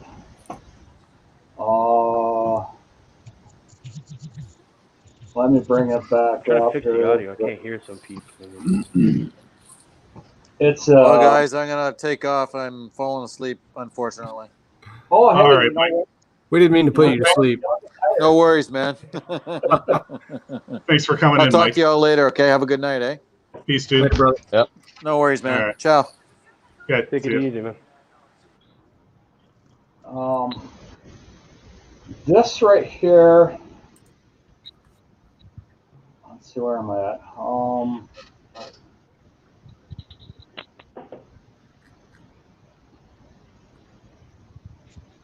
Trying to figure out how many days this is. Okay, this is last 28 days. That's cool because that's a really simple video idea too. Yeah, it's real simple. Can you see that, Mike? Yep. That's the top videos right there. And the top one's the insulating. That's 7,532 views in 28 days. And How then much the does that second one make? is my garage for part 2, and that's these are 28 days. So, and How it's much is this mostly one with, like, videos 7? that I'm getting my most views on. How much does Yeah, the and then there's 7,000 also- views earn you in ad revenue? What's that? How much do you get for 7,000 views with ad revenue? I've always wondered how much you make. I know it depends on I'm your making- content. So. Let's see. Let me right there. See, there's my real-time views right there. And then in the fall, when people start researching, or that video will get recommended, the real-time views will go from 6,000 views in 48-hour period to 30 to 40,000. And I'll So wait, you made is that $104 for the 55.8? No, this is for the past 128 days, but my AdSense was messed up for 2 weeks, so I lost. I'm averaging in the summertime about between 250 and 300 a month in the summertime. In the wintertime, actually October, when the ad revenue goes up because the bigger companies are advertising, it goes between 2,000 to 3,000 a month. Man, that's pretty Bro, good. that is awesome. Yeah, that is awesome. That is awesome for you. And Yeah, a it's, few extra bills just from uploading videos on your YouTube. That's amazing. Huh? yeah. And that's the best thing, about the whole thing. So I don't care about the numbers because, I got 55,000 views in the past 28 days. So, Well, it's nice. it's It's nice that you're showing Like this, YouTube. Mark, because a lot of people would not show this, and it kind of inspires people. Like it can happen. You can do this.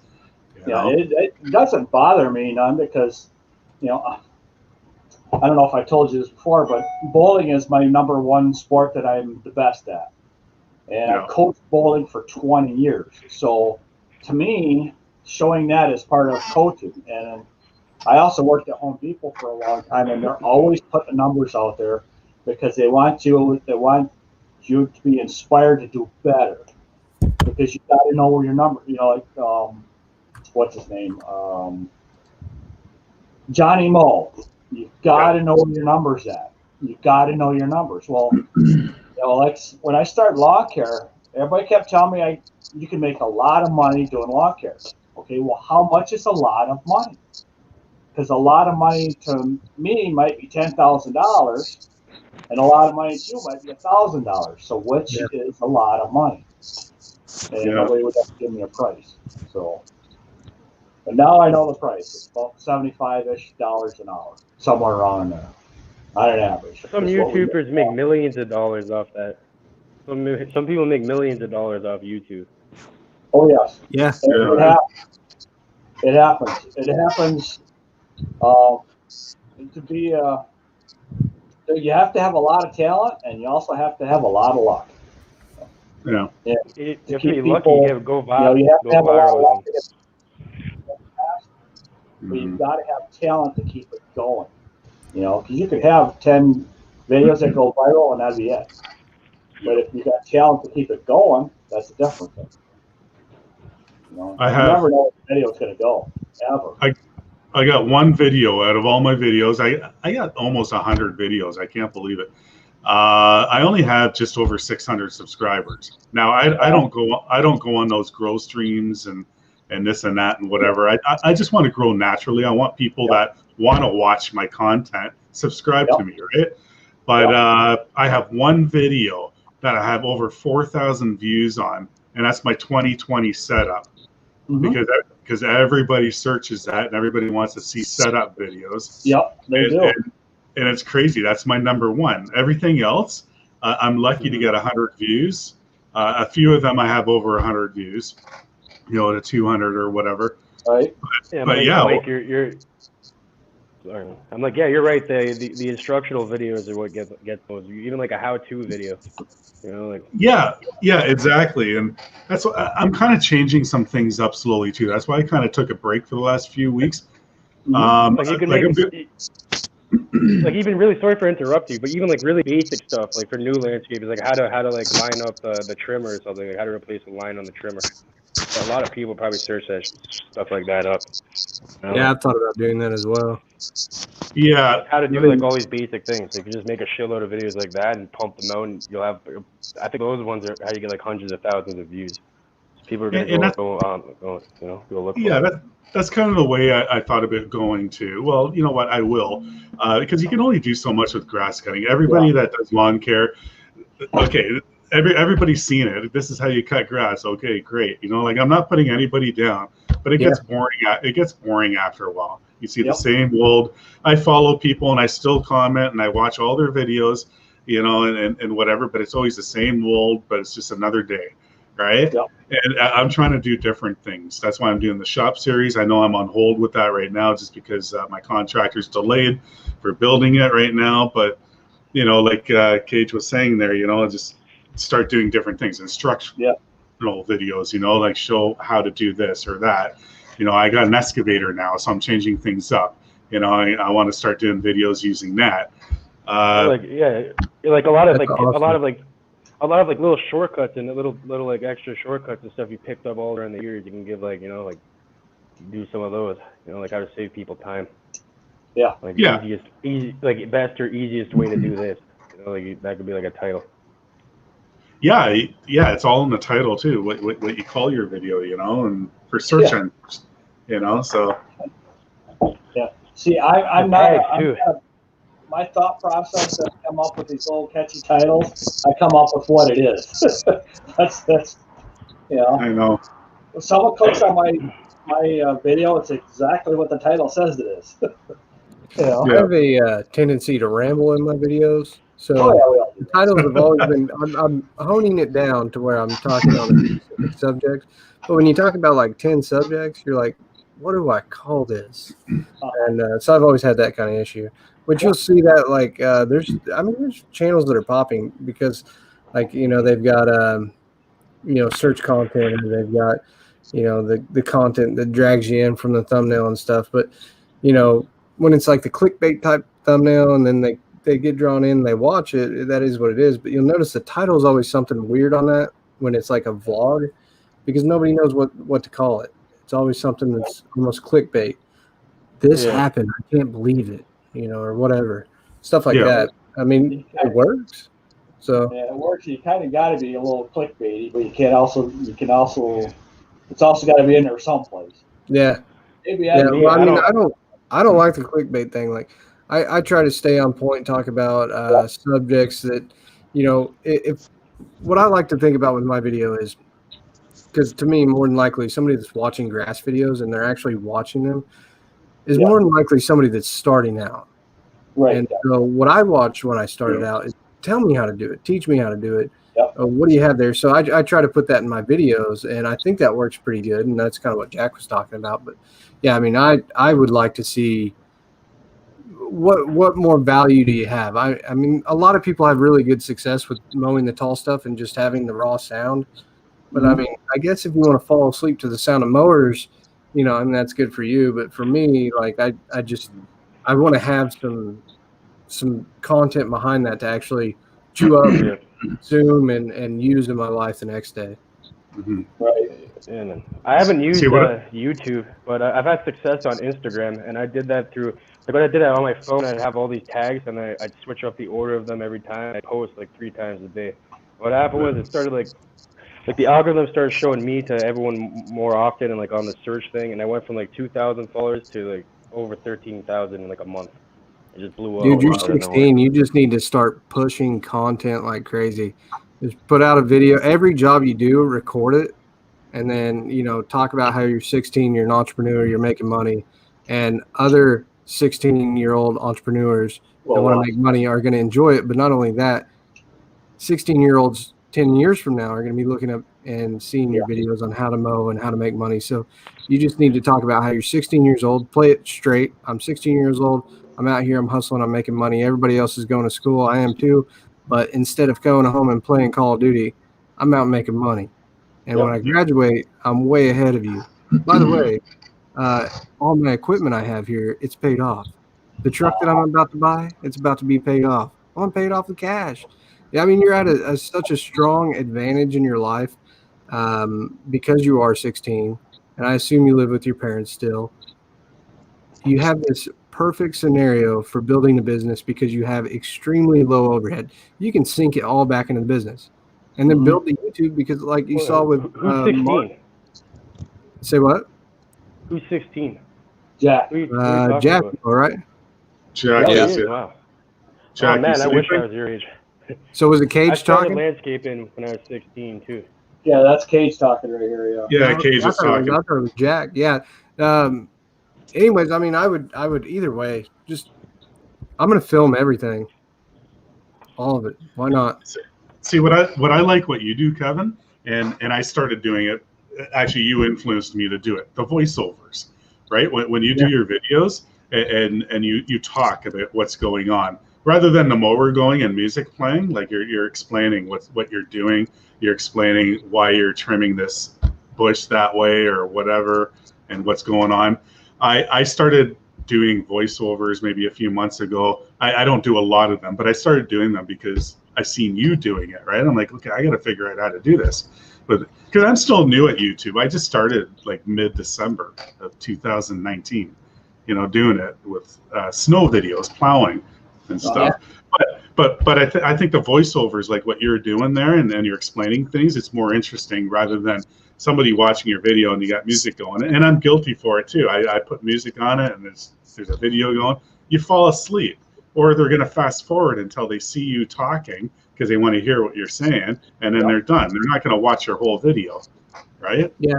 So I think snow removal is going to be good for your channel. I mean, snow's a hot topic. I know Mark has several videos that are doing well that are snow.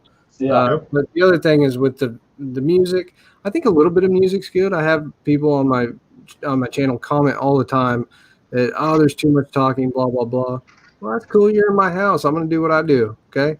But I mean, that's what I like in my videos. So I'm going to do it. But when you're watching a video, you ever click on a YouTube video and you go, okay, that's what's going on in a minute, 2, 3, 4. Well, it's almost done. Over to the next video. And I think that's how most people engage with the videos that have music on it. I might be wrong, but I've noticed that on my channel that the watch time is extremely low on videos like that. And the videos where I'm actually, if you can say it in a way that's a story too, like I've noticed the ones where I lay it out a little better, they're doing a little better. Like this most recent one that's actually taking off. Thank God I have one, because you put in all this effort and did not see any results. It's discouraging, and you're like, okay, I'm not going to mess with this for a couple months. But I started laying it out a story, and I'm talking about how I do it, and then the tips and tricks on how to do stuff. Like I noticed you're a perfectionist. Would I be correct there? Who, me? Yeah, you. Yeah, I am. Yeah, your work looks awesome. It shows. And your shop's incredibly nice, and your setup's incredibly immaculate and pristine. I'm not the other way. I'm like a shotgun blast type of guy. I'm like, get it done. But I worked hard for it, man. So yeah, well, I mean, people love seeing that type of work. So I just throw that out there. And what you're just saying about you work so hard on a video and then you see that the end result that there's not a lot of views on it and stuff. I'm starting to find that with myself, and some of my videos, my editing, and you guys know it takes time. It'll be like 5 hours for one video, and then I see I only have 40 to 50 views on it, and that's it, and it's dead. And I spent so much time on it editing, that it looks like I have 10 cameras going, and it's actually one camera. Yeah. My phone that I move over there, and I get back on the mower, I go around the corner, and then I come back, so it looks like it's continuous all the time, and I make it look cool, so it's interesting, and then you hardly get any views on it. I've had people tell me, in the beginning.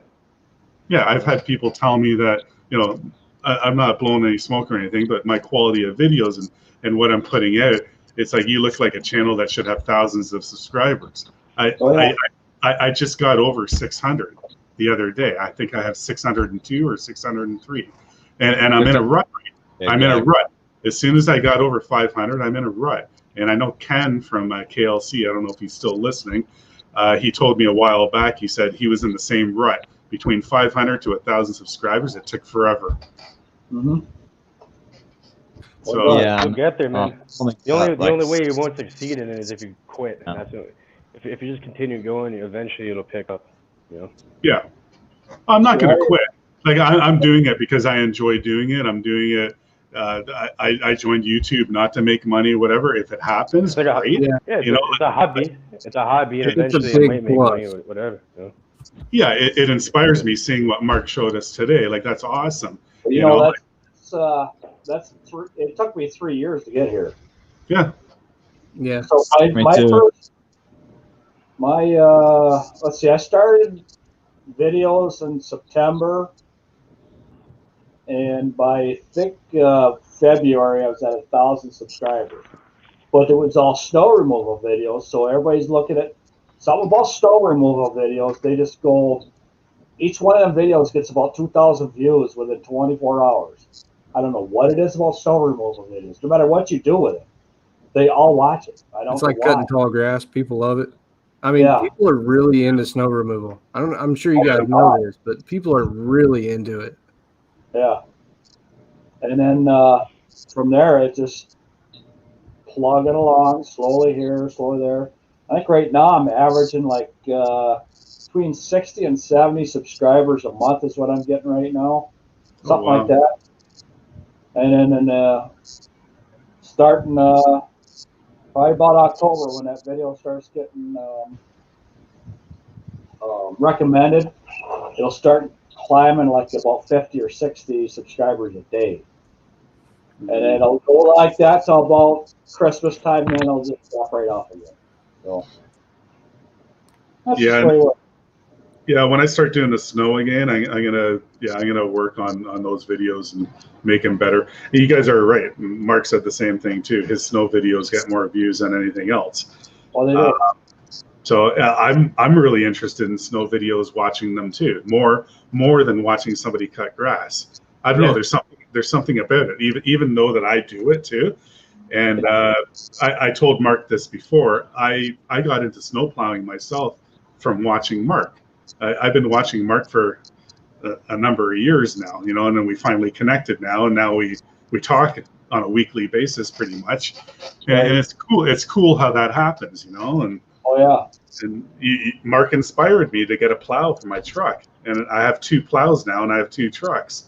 So you got to be kind of sick in the head to want to do snow plowing. I know it's a lot of money, but all my friends that do snow plowing talk about like 36, 48, you know, I mean, just long periods of time that you're awake doing it. And then, you get slammed again. And, my buddy did 36 hours last year straight.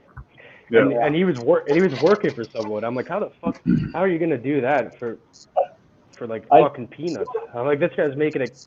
I guess that's how it is, but I would not work for that amount of time without getting paid overtime. 2 winters ago. Yeah, 2 winters ago, we got 18 inches of snow. I don't think it's illegal. 20, something like that.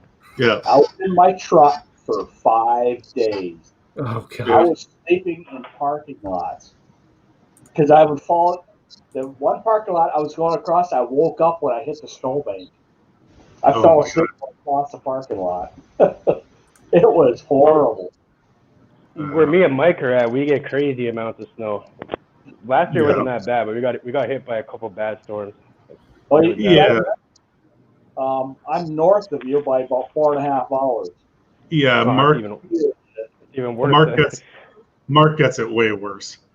It's way worse over there. Oh my God. Like, if we're gonna get a dumping, we get it, but either we get a lot or we get nothing because we get the lake effect too. Where we're at, you know, because I'm right on the shore of Lake Huron. It comes, the prevailing storms in the winter comes across Lake Michigan, and it picks up snow through the snow belt and starts dumping in our area. And then the storm hits the bay, and then it circles around and comes back. It happens all the time. Flips around to a nor'easter all the time, comes right back at us. So we get hit with the same storm twice all the time. Yeah. Is your income, the revenue in your business, does it mostly come from snow removal? Like your lawn seeding's probably not that much down there, right? No. Maximum amount of mows is 25. Really? Yeah, we have 25 weeks of mowing. If you're lucky. If we're lucky. Yeah. And then this year, with what's going on in the world, we lost a whole lot of work. So you've got to do snow to survive then. No, I'm retired from snow this year. I'm not doing it. Oh yeah. I plowed snow for 35 years. I'm done. I started plowing snow at 8 years old. So, well, it's good you were making some videos of it because now you still get paid for doing snow and you're not doing the job. Yep. Exactly. Exactly. I'm getting paid on driveways that I haven't plowed in 2 years. I'm still getting paid on them driveways. I love that. Residual income. Yeah, exactly. I'm with lawn care and grass cutting. We can get about 31 weeks. Yeah, so you'd love to get that many weeks. Was it last year or the year before? I was still going in December because we were so mild. I remember when I still had my motorcycle. I sold it a couple of years ago because I just don't have time to ride. Maybe it was 3 years ago. I remember riding my motorcycle on Christmas because it was so mild outside, and still doing leaf cleanups. In Canada? Yeah, well, where we are anyway. Southern Ontario. I'm closer to Buffalo, so we are probably about an hour away from the border, like Buffalo. Yeah, Niagara. Yeah, Niagara, like Niagara Falls. So yeah, with my business, pretty much snow is gravy, right? So lawn care, it covers me for 12 months pretty much. I work by myself still. I do a lot of work by myself, so it's more profit for me. Snow is maybe 10 to 15%. I don't go crazy with it. The only reason why I have two plows is because the first plow I got, it was a straight blade. And then I got a super deal last year on a V blade, a little bit bigger of a blade, and it came with a salter, a hitch mount salter. So I jumped all over that deal. I got it for like $3,000 or something. It was worth like $6,500. So I jumped all over that. So that's the only reason why I have two plows. So I have two trucks just to have a backup truck. If a truck goes down, what do? They're not going to give you a rental truck with that specific plow mount for your plow, right? So that's the reason why I bought a second truck. Yeah, I'm only one person, but I do have a plow mount on both the trucks. I only use the gas truck for plowing, and the diesel truck's just my everyday driver, whatever. But if I need to, I can put the plow on the diesel truck too and go. Yeah. So, yeah. So that's pretty much my deal anyway. And like I said, snow, I think I'm going to change something this year too. Snow, I think I'm going to do monthly invoicing rather than contracts, just because just to be fair with my customers, because my area, it's same with grass. Everything's contract. I know in the States, all your different areas, you have different things. You do monthly invoicing or pay per, or even some of you do full contracts. My lawn care is full contracts. Pretty much everybody, maybe 10% don't pay for the full season. They pay 2 times. But my contracts are paid right away in either March or April for the whole season. So I'm paid. So regardless, if it's a dry spell, I still show up. If it's mid-July and grass hasn't grown, I still show up at that property. I'll pick up some garbage. I'll get the trimmer it, maybe do some high spots just around garden areas where it gets watered, and that's it. And I won't do a full cut because they People already are just not that good with money here. No. So very rarely will they pay for the whole season. And I hear that from other people that are in the States too, different different areas. See, I have several. How do I want to say this? Several people that have rental properties. So I have clumps of them. The people that have the rental properties want to pay for the whole season because they don't want to deal with it. Yeah. They don't have time to deal with the monthly invoices. So those are all under contract. They're not really a contract, but they're an agreement, I guess. And so they pay for the whole season up front.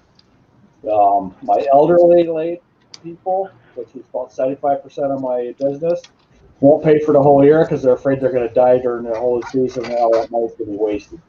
It's just a thought process. That's just the way it is. That's just the way they think. So. Yeah. Yeah, and then I have other ones that they just want to pay 2 times. So like August 1st is the second payment. So it's either post-dated checks or they send me a electronic transfer, like a bank transfer. That's the easiest. Nobody pays me with credit card anymore because of the credit card fees. It's 2.5%. If somebody at the beginning, when I did go full-time on my business, some people did want to pay with credit card to get points. I'm not going to eat that 2.5% on $1,500 to $2,000 contract. So I tell them that I have to add 2.5% because this is what I'm going to get charged. User, nobody uses credit card now with me, and other people that I network with in my area that do lawn care, same thing. Nobody pays with credit card anymore around here. See, I have a few that are PayPal customers. They use PayPal. But okay.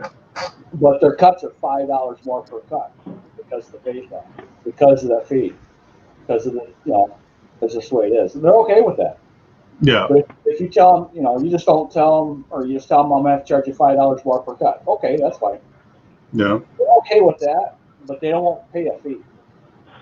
It's weird how it works like that. So they want to charge you a fee. Well, I don't want to pay a fee. I'm about 97, 98% on credit card on file, and I eat the fee so I can get my money faster. Right. And I feel like the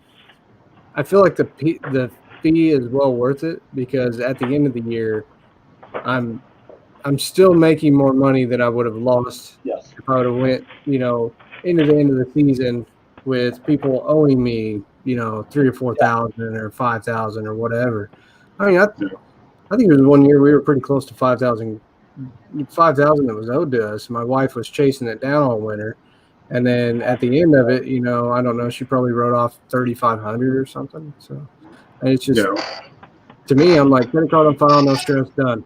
Like that fees to no stress. You know what I mean?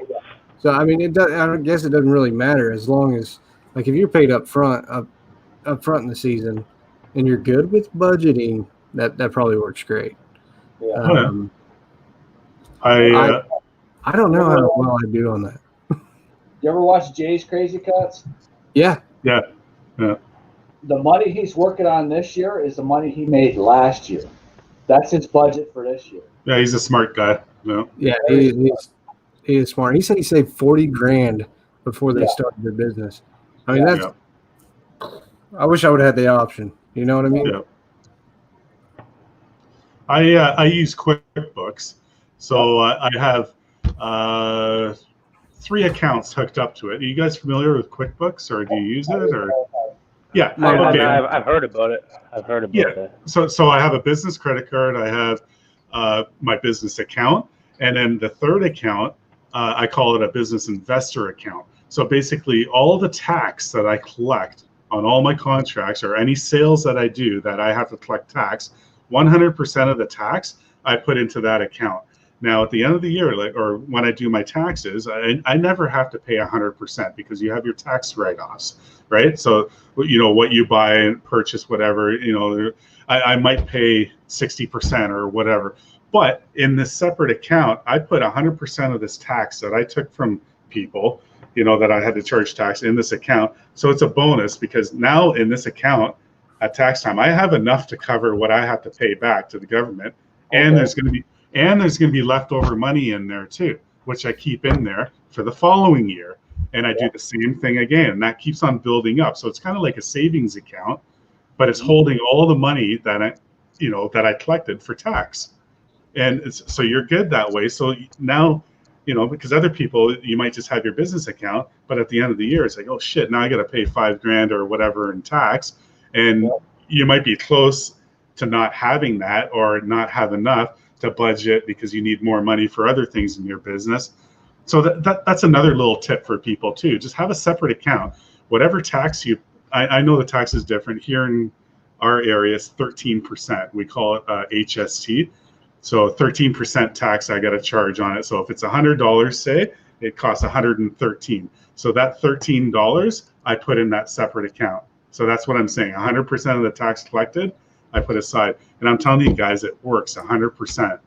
And it's a very smart way to do things. So then at tax time, you're not struggling. You have the money there. So we don't have tax on services in Michigan. We don't have to charge tax. So okay. So that's plus on our end, but we still have to pay taxes in April. So like right now, because we want to go on a trip this winter, several trips, because on the motorhome we want to go south. I want to have 20,000 in the savings account to make it through the winter, and I want to have another 10 grand just to go on vacation through this winter. So we have to have 30,000 by December in the bank. Yeah. So, but we also have, I also have my sign shop. That's going to kick in a whole lot of money around Christmas time. So it's going to be cool. It's going to be cool. Well, but the hard part is, get all that money, you can't buy nothing with it. No. You got to leave it there. You got to be smart with your money. Now you're a business. You have to have a business account. Don't use your personal checking account, Right. whatever. And you can't look at that amount in there. Yes, I get paid for a full season from people. So at the beginning of the year, like already starting in March, I'm getting paid. Even some of them in January, February-ish, whatever. But all of a sudden, you got this huge chunk of money in that account. You can't look at that like, I'm going to just buy that personally or whatever. You got to train yourself. This is business. This is for the business, and keep your checking, your joint account with your wife or whatever for your mortgage and whatever. That's separate, right? And then you pay yourself. I pay myself every month out of my business account too. So, yeah, I was going to ask it. I was going to ask if you just have a trickle account that slowly feeds your income. you know what? I thought about doing that it's automatic payment. But sometimes that changes, and sometimes we're okay that I don't need to say if I paid myself $4,000 for that month, the next month I might only have to pay myself $3,000. It changes all the time with things that are going on with life. If something happened with the kids or medical, or we needed to buy a new bed or whatever, stuff happens in life. That amount that I pay myself changes all the time. I don't want to pay myself all the time $4,000 or $5,000 a month if I don't need to. I want to keep that in the business account. So you have to train yourself that way, and live off of peanuts. Just have enough to live. Put clothes on your kids' back and food on the table. You don't need to. You just got to train yourself mentally. So. Yeah, I never take a draw or nothing. I never take hardly anything out of the my savings or checking or anything. I have cash customers that pay me. That's what I live on. That's it. I was gonna bring that up too, because now I just got a few new customers. So it's close to the end of the season. They only want to go until the end of October. They're smaller properties, no big mature trees, no big leaf cleanups or anything. So I just take cash, right? Yeah. We all do it. So I don't do a contract. I figure it, okay, this is a $55 lawn per week, whatever. This is how many weeks are left until the end of October. This is how much it is, whatever, $800-ish. And I had a few people pay me cash in that. So we all have it. We all have a cash float, right? Because whatever. So that's a backup there too. Like you got a cash float going on too. So. See, I don't know how many accounts we got, because I got my PayPal account, which is hooked to eBay, which I sell my signs on eBay. That money pays for all of my shipping supplies and extra camera stuff. Yeah. And then Amazon, I have two accounts for Amazon. Amazon is the Amazon partner program, whatever. If someone clicks on my links and one of my Amazon links, I get revenue from that, which isn't a whole lot. It's like $10, $15 a month at the most. It's not a whole lot, but it's something. And then my Etsy account comes in. I don't know. Vicky's got it set up where all these accounts are going to different places, and then like the house payment comes out of one account, and my truck payment comes out of another account, and the household bills come out of she's got it. I don't know. She's got it figured out. She worked at a bank for 15 years. She knows where everything's supposed to go. So we let her do that part. Well, that's good. when it comes to tax time, my wife, she knows what she's doing. We do have an accountant. 100%. I want an accountant to take care of the business. Well, she takes care of everything, the accountant, right? But my wife has a better understanding of how taxes work and stuff than me. I freak out at tax time, and that's why what I just talked about, having 100% of that tax I collect in a separate account, so I don't need to stress out that shit we need to owe now like this much, but I only have this much, or we have that, but we don't have enough to cover this. It's peace of mind, and it's a bonus because you're not paying 100% of that, but you're going to have a bonus extra. Oh yeah, it's nice to have that little cushion in there too. Exactly, cushion. Yeah. That's the word I was. Yeah. Every spring, something major breaks. Every spring, I don't care what it is, something's going to break. It always does. It's usually the first you figure out something that, oh yeah, I remember that now. It was making that noise. Now I know what the noise was. So Exactly. yeah, it's the tax time. Well, we used to have accountants do it, or take care of our taxes and everything. Until I realized it was every year with the standard deduction I was paying someone to do just put in numbers and take the standard deduction. And so I did it last year. I did what the heck is it? I can't get it. Think of the name of that software company everybody uses there. Anyhow, QuickBooks. no, the H&R Block. TurboTax. TurboTax. Yeah. TurboTax. So I spent I don't know how many hours. Printed out a sheet from QuickBooks because QuickBooks breaks it down real fast for you. Oh yeah. To edit all in. So I edited all that, spent all that time, entered all in, and they always give you the recommended best thing to do.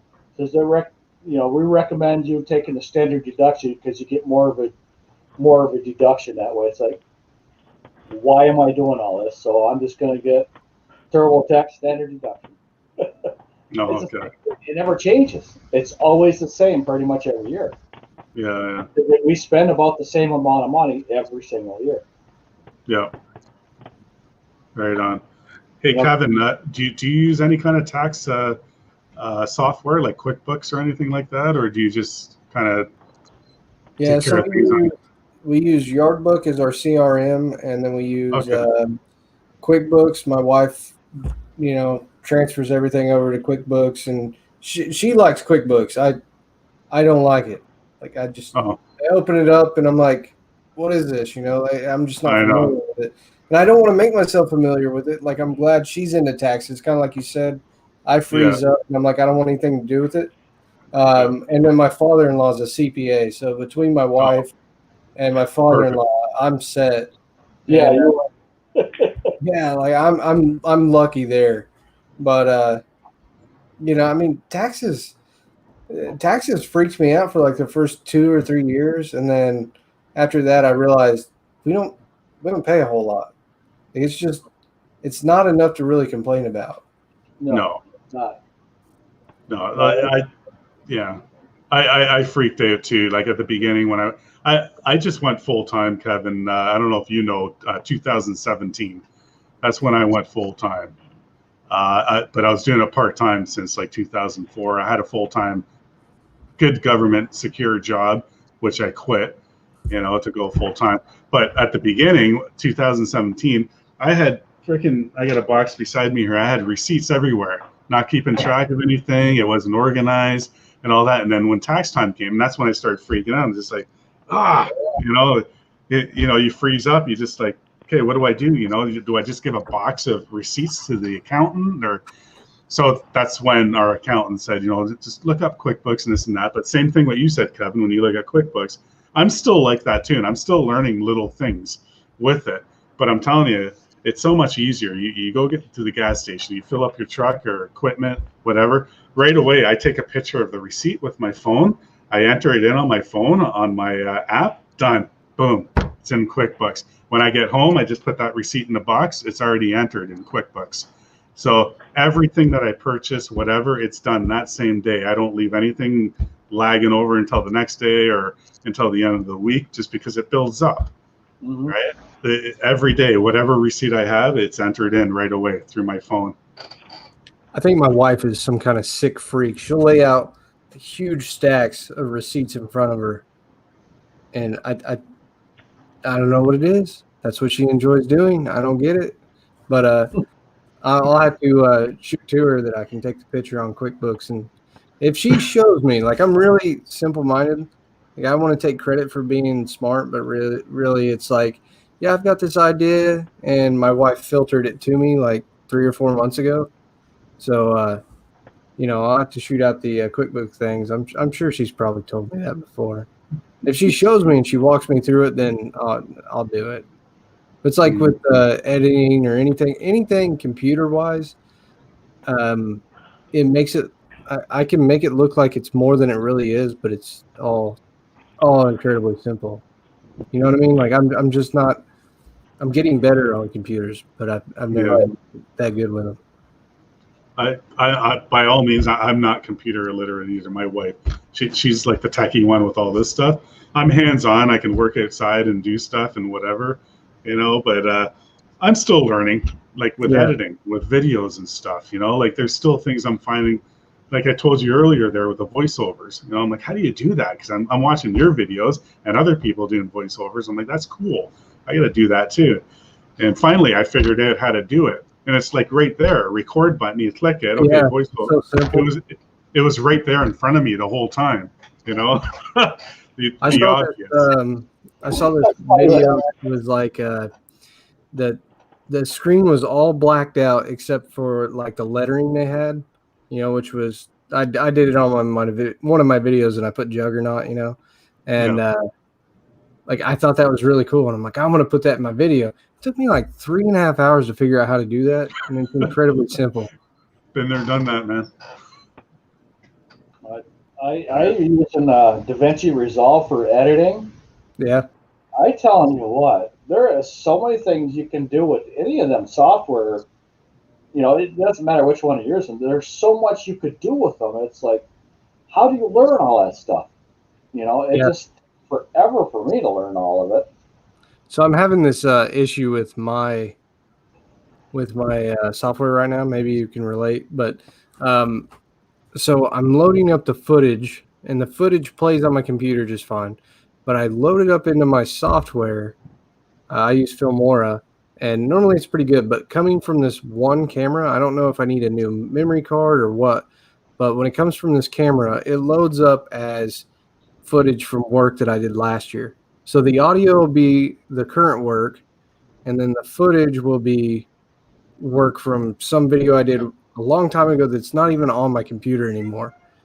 And I don't know, because I don't have enough space on my computer, so I'll edit a video and then I delete everything from it. So I don't even know how it's pulling that footage up. But that's something I was dealing with tonight, and I'm just like, whatever, I'm going to upload it on Amazon. I'll mess with it in a year and see what I can do. But normally I would export that. Like I was going to load it up to I told my wife to order a hard drive like that. I was going to tell you, get an external hard drive. Definitely need to get on that. I just got one because my computer started crashing, and my wife, she's like, you need an external. I'm like, what's that? Yeah. I just got this on Amazon like last week. I'm putting all my videos on it now. Yep.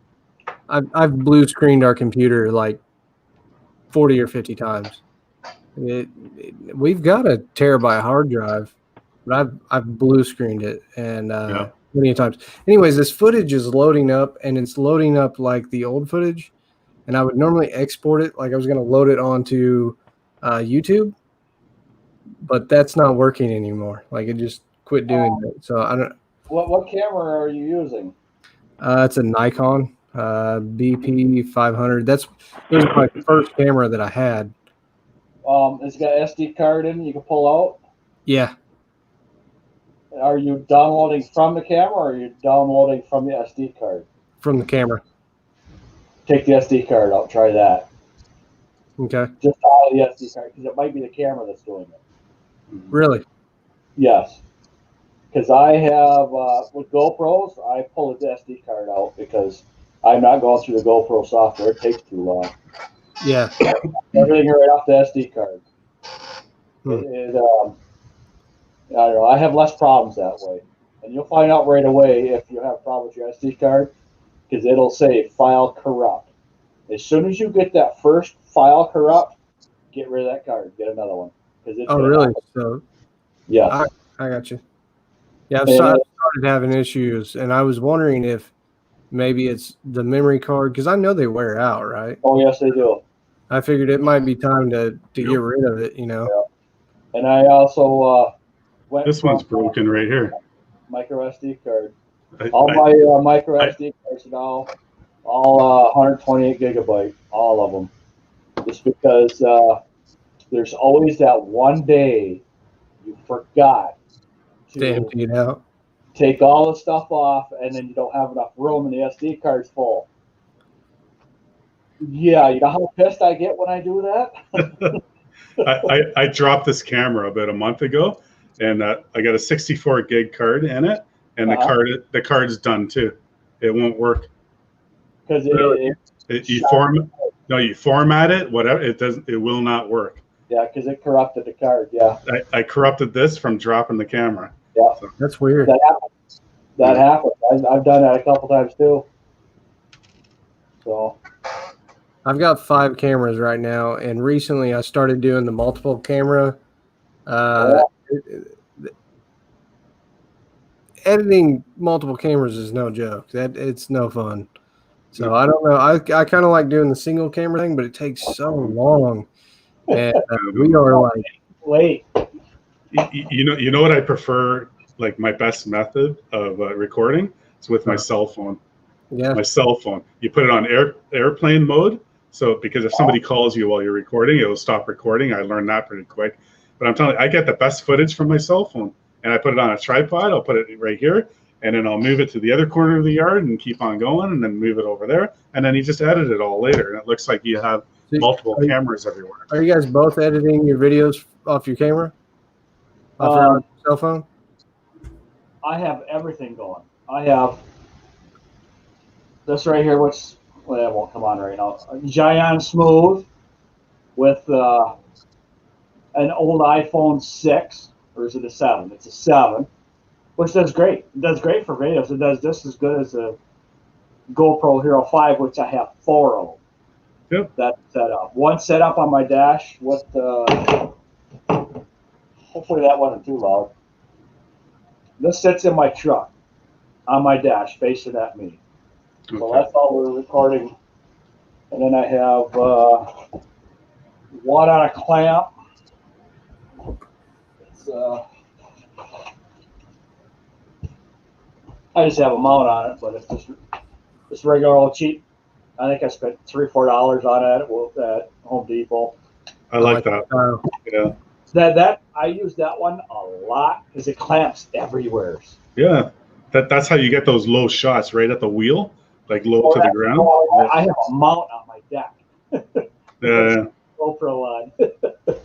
So, but you got the problem with that is you have so much video footage you don't know where to start. Yeah. So what I do is I start watching the video because all my videos are way late because I just don't have time to do everything. And then I figure out a direction, because I'm actually, I guess what I'm doing is when I'm setting up cameras, I'm editing it in my mind already. I'm already editing my video as I'm setting them up. Yeah.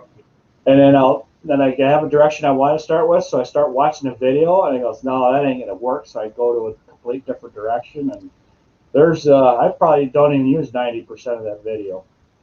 I'll end up using just one camera the whole time. But if I didn't have that camera, it wouldn't have been set there. You know what I mean? So what I'm doing is I'm setting up multiple cameras on tripods. And the first one I did, I would be like, no, I don't really like that shot. So I'd stop the camera, go move it, start it in a different spot. So I'd stop it, move it, start it in a different spot. And then what happened is I'm trying to sync all this footage together so that when I clip something out, it would flow seamlessly. It took 9 hours to edit a video. Oh, yeah. Yeah. I was like, this is ridiculous. And that was just to get everything clipped together. And then I did the audio over it. And I was like, I don't want to do that again. So now I'm clicking at the start, and then I'll listen for like my gate dropping or mower firing up or the blades kicking on, and I'll just sync the sound together. And that's helping a lot because then I can just put the clips over each other, and I can go, okay, I went out of frame over here, cut that out, put this one in. Well, basically I'll just cut it out and I move whichever one's going to be seen to the top, and then I just collapse them all. That seems to work pretty good. Like today, we were out in the motorhome, 2 GoPros going, one facing forward, one facing back in the cab. I do this. Yeah. Yeah. Put the spike in there. Yep. Yeah. I was shooting it like I was with a single camera where I'm like, no, move it, stop it, start it. And now I'm like, yeah, no, don't do that. Yeah, so don't stop. Keep cord, never shutting up. I've made so many mistakes by stopping it, and I thought I pushed the button to get it started again. Yeah. So I never, once I push record, I don't shut it off till it goes in my truck. I cut down a tree a few weeks ago. Went to stop it, start it, and you know what happened? The one shot that mattered. The one shot. I could have dealt with any other shot missing, but the one shot. And I only had one camera that day, and I'm like, oh my God. Yeah. Just stressful. I didn't get the tree gopping. So at that point, it's worthless footage. Yep. Yeah, I have a lot of videos that I threw away because of one shot that was missing. Yeah. Yep. And you get so mad at yourself because you knew better. Yeah. You knew better. It's funny. It's funny because I feel like an ass telling you guys this, but using my cell phone, which I still do, and I learned. You know how I mentioned you got to put it on airplane mode. Yep. Right. And you forget to. Well, I didn't. Right. So what you guys were just saying, you lose footage, important parts, and it just ruins your whole video because that one part is missing. It's like shit. Like, damn, I must have hit stop on it.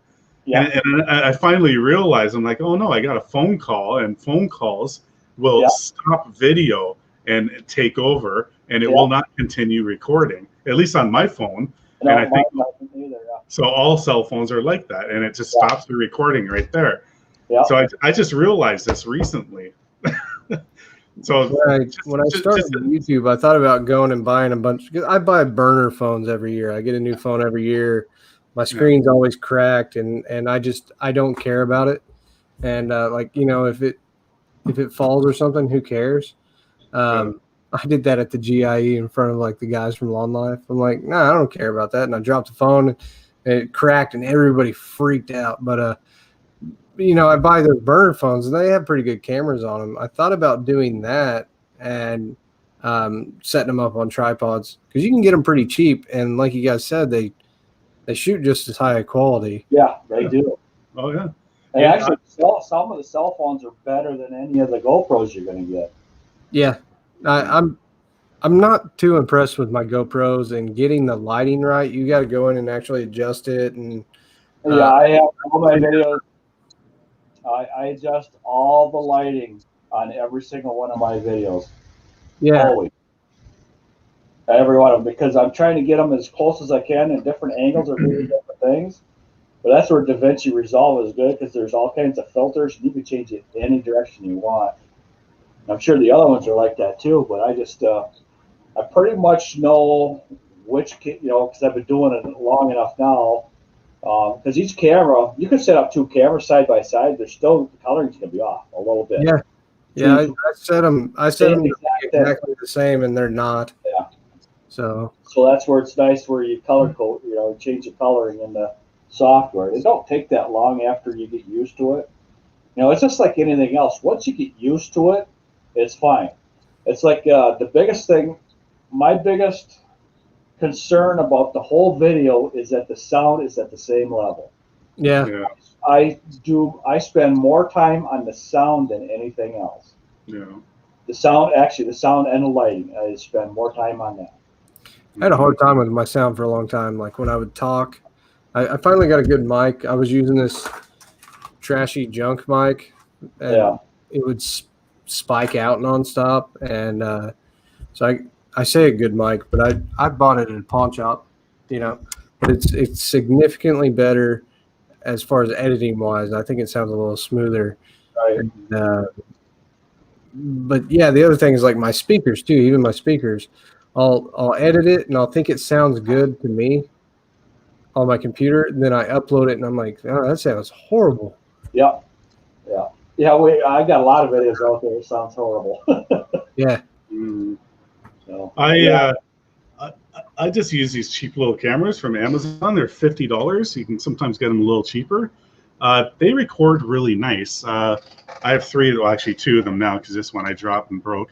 But I use them as dash cams in my truck. So any driving footage I have is from these cameras. Now and they do really good quality, just as good as my phone. But the only thing I don't like is when you upload the video or download, upload, whatever, into your computer, to edit it. It takes forever to get off these cameras. My cell phone, it's so much faster to get the video footage off. It's so much faster to edit it. I think it's just the way it records, whatever format it is or whatever. But like these little cameras, they just take forever. I try not. That's why I record with my phone. And I heard the same.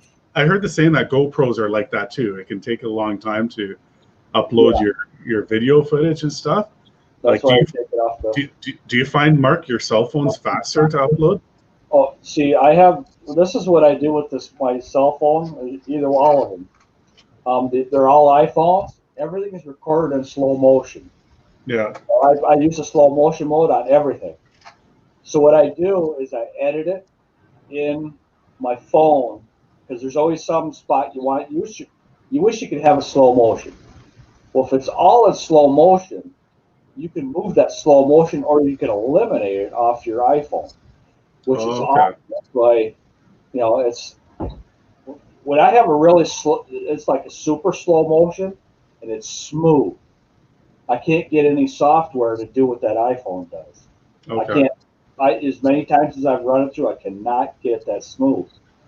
So the quality is super good, and the sound, so much here, but the slow motion stuff and the crispness of it does really good. But the only problem is, you got that good quality, then as soon as you upload it to YouTube, it deteriorates a bit real fast. But so I've been looking for an iPhone 8, not an iPhone 8 Plus, but an iPhone 8 that all I want it for is a camera. But I'm not spending $300 on a used iPhone that's got a cracked screen. So yeah. I got a Samsung. Like Samsung have really good cameras too, and it's just a J3. It's a cheap phone, right? And like it's worth nothing. And I'm telling you, the camera's great on it. You see my videos. It's pretty much all my videos is from this phone. Yeah, and it's clear, and it's good. And it's clear. The sound's good, unless it's windy. Yeah. Of course, a cell phone, if you don't have a different kind of microphone or whatever, you're going to hear that. But if it's windy, then you know that. Don't be straight out in the wind field recording whatever. Shield it somehow or do some kind of different video then, right? You got to think about that. That's one thing I wanted to stop doing, because that's the most annoying thing. And I know new people, and I've done it too, and I have videos like it too. You don't realize all that wind noise in there. You're talking, and nobody can hear anything you're saying. Yeah. Well, see, another thing I've done is I'll set my phone up on a tripod, which I haven't done my good mornings out on the lake in a long time, because I just haven't. There's so many people out that I just don't do it, because there's too many people. There's people everywhere, and I can't get to the beach when there's nobody there. I used to, but this year I can't, because everybody's just out. But I have my phone sitting up on a tripod, and I have this in my hand. Okay. Recording. It'll be down below out of the camera, and this is recording my voice. So I just put my voice in. I do that clap thing again, and I just sync up the sound from this GoPro to my phone. Yeah. So, and they also have $100 voice recorders too that you can have. Okay. There's all kinds of things you can do. It just depends on how much stuff you want to fiddle with when you're making a video. Because sometimes you just you don't want to have anything to fiddle with. Yeah. Then you were talking about tripods. Yeah. Oh, I made all my GoPro mounts. I got this from Randy from Countryside Vlogs. It's all it is a piece of rod, and then I got a plate I welded on there. Yeah, there's dog hair on it, and just a GoPro mount. Okay. Just stab it in the ground. That's genius. And that's it. Randy from Countryside Vlogs did a video on it last year or something like that. I have a 1 foot, two 2-footers, because 2 foot's about the right height, and I have a 3-footer. So all I do is run up someplace and just stick it in the ground. I don't care if it's level, up, down, or whatever. As long as it's facing that direction, I can fix it in the software. Because you could, because I could tilt everything and twist it and zoom it in and do whatever. Yeah. So, That's smart, man. Yeah. I'm gonna have to make some of Red's those. coming up with some really good stuff. Mhm. Could use a magnet too. This is my magnet Oh, yeah. cam. So for the small camera to go in, right? And I Yeah. got a magnet, so it'll stick on anywhere. So it's got like pretty much the same mount as the GoPro. Here, I'll take it off. Right. Hold on here. I bought my GoPros at a pawn shop, and Like that? I don't have the cage that goes around them, so I don't have any mounts. I'm just stuck with sitting them on something, or I'm setting them on top of my tripod, and it's really annoying. Yeah, you could get them cages on eBay for like $5-6. Yeah.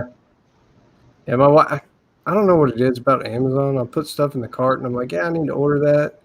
I'll be like, hey, Rachel, order that. And then she's like, which one do you want? I don't know. Ask me when I get home. And we'll do that for like 3 months. Yeah,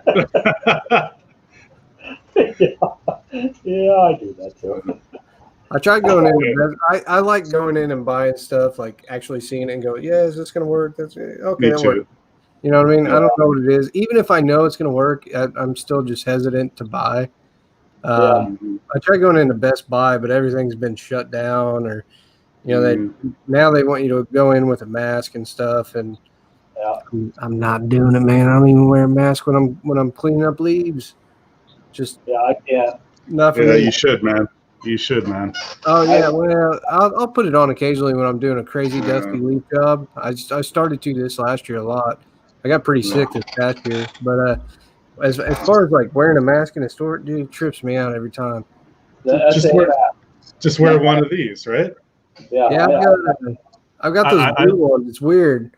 I'll wear them when it's real hot and it doesn't bother me. But if I put it on and I go in somewhere inside and the air is stagnant, it's not flowing, dude, I feel really claustrophobic, and I'll be like, I got to get out now. Yep.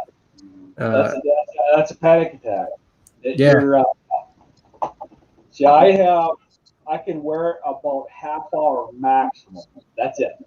And then I got to be out of there. That's just where it is. The same thing right there. You got, I start sweating. Yeah. And then sweat gets my eyes, and rubbing my eyes. I just got to get out of there. I'm starting to go into a panic. Short of breath. My chest feels heavy right away. Yeah, I mean, that is a panic attack. Yeah, I had to do it. My brother bought a truck the other day, and we went into McDonald's, and everywhere here they're normally pretty laid back. I went into McDonald's, would just get something real quick, and they're like, the chick at the counter was telling me to put one on, and I mean, I put it on, and less than a minute later, I'm out. I'm like, dude, just get my food. I'll be out of the truck. So, I mean, here's the whole thing I have. Tomorrow, when I'm out on the golf course, I guarantee you, because I golf in my old area, one of my doctor friends will come up and shake my hand. Yeah. Yesterday, we were at our car show in our, the local Ramblin' Rods car show, whatever. It's a local group or whatever. It's by invitation only, and I think it's invitation only. I could be wrong on that, but there was doctors walking around all over the place because they're in the cars. No mask, no social distancing, shaking everybody's hand. Well, I think a lot of them. Are afraid to come out about their true opinions and their observations with it because they're afraid of being fired. And then the other thing is that they're also getting a lot of government funding to go along with stuff. Yeah, there is that too. Yeah, I would say that's, and everybody's just afraid of having hurt feelings anymore. I know. Like, hey man, people get sick. Yeah. I'm not saying that it's okay that people die, but what the reality of it is and what everybody's finding out, hey, it's gone through society, and there's a lot of people doing just fine, and the hospitals are empty. I don't know if you guys noticed that, but always have been. The hospitals haven't changed. And do you guys, okay, if you look up, have you guys looked up the whole charts and where everything's going, their diagrams of what it's supposed to look like? Okay, the person that made that, his name is Dan Ferguson. And Dan Ferguson, his company is predominantly funded by Jeff Bezos, which was an issue because he owns Amazon. Right. And who's winning the most from everything being shut down? Amazon. Amazon. Walmart. Yeah. Yeah. All of them. Yeah. Mm-hmm. I mean, there's Amazon's going to take over everything. I don't want to sound like the crazy conspiracy guy, and I don't spend a whole lot of time looking into it, but I mean, there's a lot of issues with corruption, and then I mean, it's just, well, you guys, I'm not gonna drag on. I sound like a nut when I talk about. I try not to talk about politics, and I stay off it on my channel because it just turns people away. I've recently talked about religion because that's just, it's my channel. I'm going to talk about what I want, I guess. But I try staying away from politics. I was always told to not talk about sex, politics, and religion, and I tend to goof off a little bit, and I hit on each one of them, and I'm like, I guess I shouldn't have done that. We all got some of that. I'll get people comment, well, I was going to subscribe, but you said that one thing. Yeah, I know. Sorry. That's the thing. Lately, it's getting worse and worse. Like, people are just really sensitive now. Like, people get offended so easily, with everything, and with the racial things, and that's going on everywhere. It's not just in the States where you guys are. It's here in Canada too. You know, it's the same shit. And this and that. It's like, why can't we all just get along? Like, everyone's all just concerned about this ethnic group or whatever. It's like, well, what about me? It's like, well, if something happens to me, nobody gives a crap. But I know you guys don't want to talk about politics and. No, you go ahead and dive in, man. But it's do it. But I'm telling you, it's just not one group. There's a whole bunch of different groups, and it includes me too, like, but I'm looked at differently. So I saw that Canada is doing the George Floyd thing too. Yeah. Oh yeah. I mean, so they're protesting because of George Floyd in Canada. Not even the same country it happened, and they're protesting your police there. Is that correct? Oh, correct. Because it happens here too. So you guys just don't. I don't know how much news from Canada you get in the States, if you get any. Maybe the states that are close or border to Canada, Michigan might get more Canada news. Nope. We got trickles in on YouTube. I'll tell you one thing. We get a lot of American news too, Canada and American news. We get a lot of it. Just everything. That's what's different about both of our countries, right? And I'm not putting any country down or anything. Our education's the same thing. In Canada, we're educated about the United States. We know everything about the United States. We got to learn every state, and name them off and this and that and whatever. It's the whole world. When I went to school, we learned a lot about Canada. Did you? Because I have other close friends that say no, they didn't learn, if not anything, about Canada. Like, I have friends in Pennsylvania that I go visit when we can go across the border, and I do have friends in the United States. But I think the education is a little different between both countries, and people think we're all in igloos and we all live in snow, and no, it's not like that, People think we use outhouses here and we don't have electric on. Yeah, Yeah. When people at what was it? Who was it? Oh, Ben at Acme. Yeah. Say something. Tell me something that I would not know about you. I says, well, Canada is north and south of me. Yeah. Literally is That's north cool. and south of me. It is. I could go 4.5 hours north and hit Canada, or if I have a fast boat, 60 miles east, I'll hit Canada. Yeah. 4.5 hours south, I'll hit Canada. Mm-hmm. Yeah, it's true. Yeah. So people look at you like, there's no way. I go, yes, there's no way. Get the world map out, look at it. No. So what do you guys think about the schools shutting down? Because we had two schools, I'm sorry, not two schools, but two cities, suburbs of Tulsa, that they're shutting the schools down, and part of their demands that they want met are they want defunding of the police, and they don't want homeschooling to be allowed anymore. See, that's just wrong. You cannot defund the police. If you defund the police, we're in a world of hurt because the police are what's keeping everything in order. Just their presence alone keeps a lot of order going. Mm-hmm. I want to get the word right here. Let's see. Yeah, with our schools, kids are going back to school in September. I think in the States you guys start earlier, right? In August? Generally. Until October.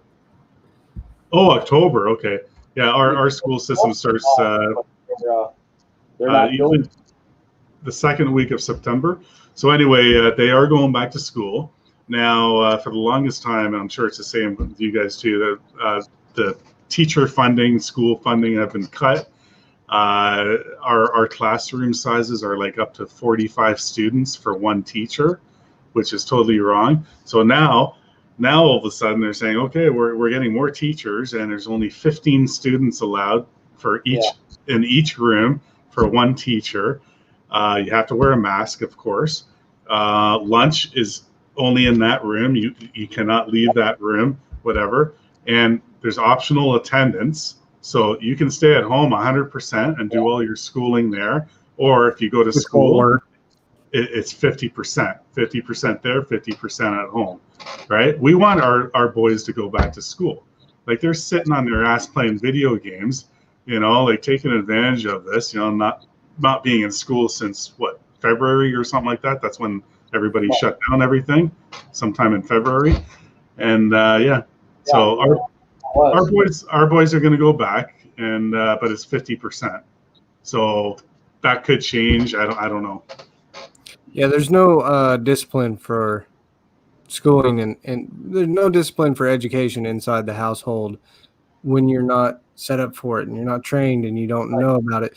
That there's a big industry boom right now of people being tutors and teaching people how to do homeschooling, stuff like that. Like that's a really good thing to be in. Yeah. It says Jug, I'm 30 minutes from Bush Green. I got a beard half the size of yours. Yeah. Yeah, Terrence is just north of me. If you want to grow, just ignore it. I always wanted to just grow this like really long and then like braid it just for the hell of it, because I was always involved with music, right, and stuff. I still play in a band too, but my wife, she's like, there's no way you're doing that. So I had it pretty long last winter, and then I kind of shaved it this spring, and I'm starting to grow it again. And I'm a big Zach Wild fan. I wanted the real Zach Wild, yeah. Oh my God, I had tickets to see Ozzy. I had never seen Ozzy, right? 2 years ago, the No More Tour or No More Tears tour, or something like that. Or no, it was called No More Tours tour or whatever. It's like one of Ozzy's last tours, but it's part 2, and it got canceled because he got pneumonia or something like that. And I think Zach Wild was coming back on that tour, and it was going to be playing at that show in Toronto. And I was looking so forward to it, and it got canceled. Yeah. I've never been to a show to see him live. I mean, Black Label Society, they come through Tulsa probably once every couple of years, and I haven't seen them. And they do like what they call Rocklahoma here, and they'll have like 60 bands, which in rock music now, if you're looking for big name bands, normally it's like guys that are almost in wheelchairs.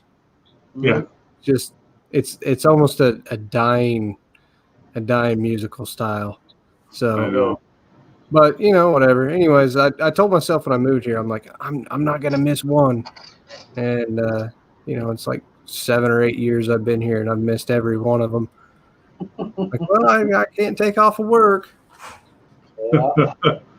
I know. Actually, we have tickets to see the Foo Fighters, the van tour. I don't know if you're into the Foo Fighters. Yeah. Oh yeah. I'm a huge Dave Grohl. Well, look, I got a Nirvana shirt on. I'm a huge Dave Grohl fan, and I just got an email 2 days ago. It got canceled. So it was supposed to be in May, and then it got changed to October 1st, and now that got canceled.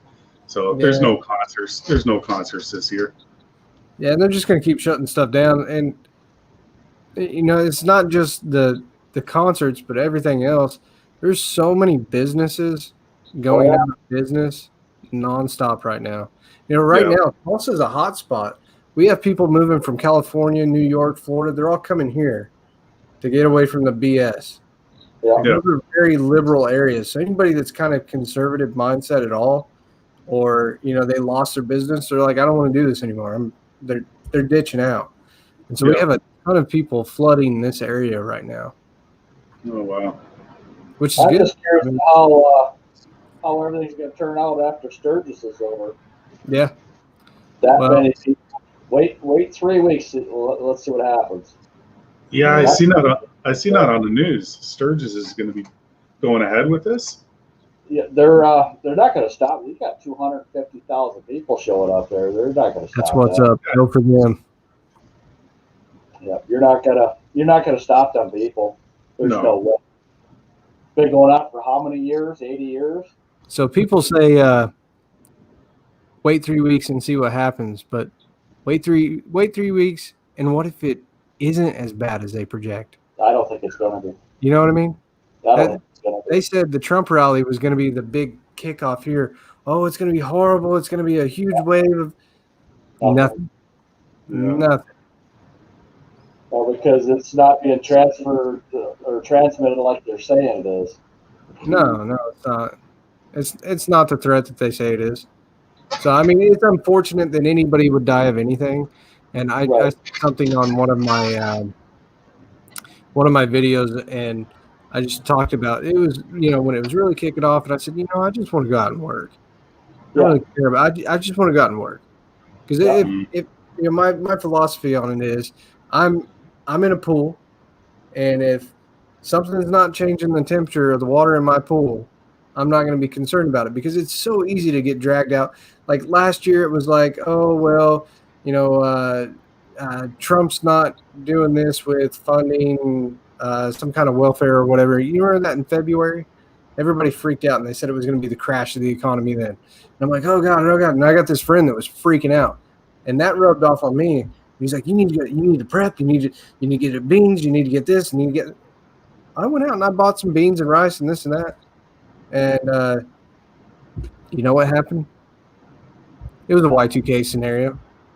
No, it's the same every time. So if it's not changing the temperature in my pool, I try not to let myself get emotionally involved in it because I'll just get freaked out and my feelings will overtake me, and then. Stuff doesn't get taken care of. My business, my clients don't get taken right. I'm not able to pay attention to my wife and daughter because on the phone I'm like, did you see this? Did you see that they're rioting over here and they're burning down buildings? And I mean, when that first happened, I was like looking at the phone nonstop for at least 24 hours. I didn't sleep because I'm tripping out watching these videos. I'm like, this is wild. I went out and bought when it first kicked off and I'm seeing everybody go crazy over like toilet paper and stuff. I haven't had guns in my house in years. I went and bought more guns. So, I mean, if it's bad enough that it makes you want to act, it's getting pretty serious. And I'm a pretty mellow dude, like I said. I try not to get everything to mess with me too often. You get what I'm saying? Well, this thing did mess with my head quite a bit because I was locked. We were locked down. I couldn't do anything. Yeah. Yeah, it's bad. I was out walking my dogs every day, and then the cops are showing up and they're going to give me a ticket because I'm walking my dogs on the beach. Dude, were they really? Really? Nobody around? Hey, you shouldn't be outside. Is that bad? This area I live in, they'll tell on you. I mean, it's a whole bunch of little second graders they'll tell on you. All of them. My wife's grandmother has been in the house since this has started. She has not left. Yep.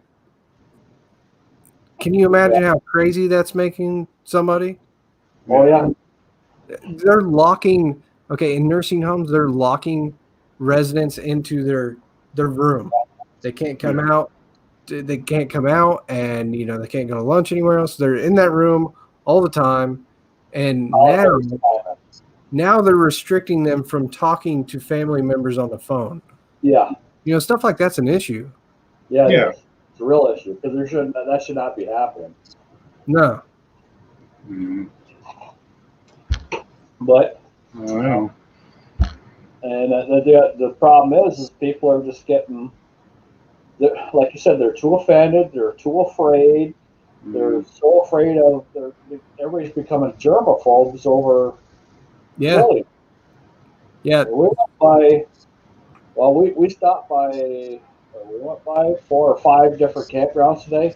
They're just packed full. Dave, you said this. We had to drive by because we couldn't get our motorhome in because they're full. The one campground's got over 400 sites on it, and it was completely full. It's never full. Everything is full. Every campground in Michigan you cannot get into right now until like the end of September. And everybody just went vacationing this year. Everybody's on vacation. Well, they're stuck at their house and they're still getting paid. They don't have to work. Like, hey. Yeah. Let's go do it. Exactly. Well, I think Jack is sleeping over here. Are you still awake, Jack?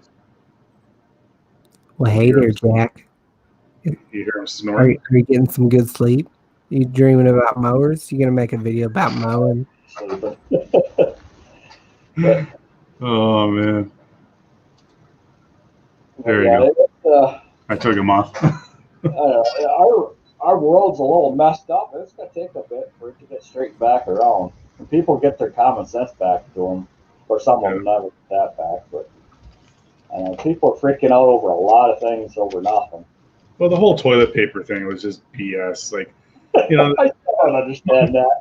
Like us, I'm a lot like Kevin. What Kevin was saying, like you're relaxed, you're more laid back, and whatever, and that's how we are too. And we're like whatever. And then when we couldn't get toilet paper when we needed it, it's like kind of put you in pain. And then other people, like elderly people, are struggling to get into these stores because people are just freaking retarded, running everywhere. Oh yeah, grabbing things out of people's carts and whatever.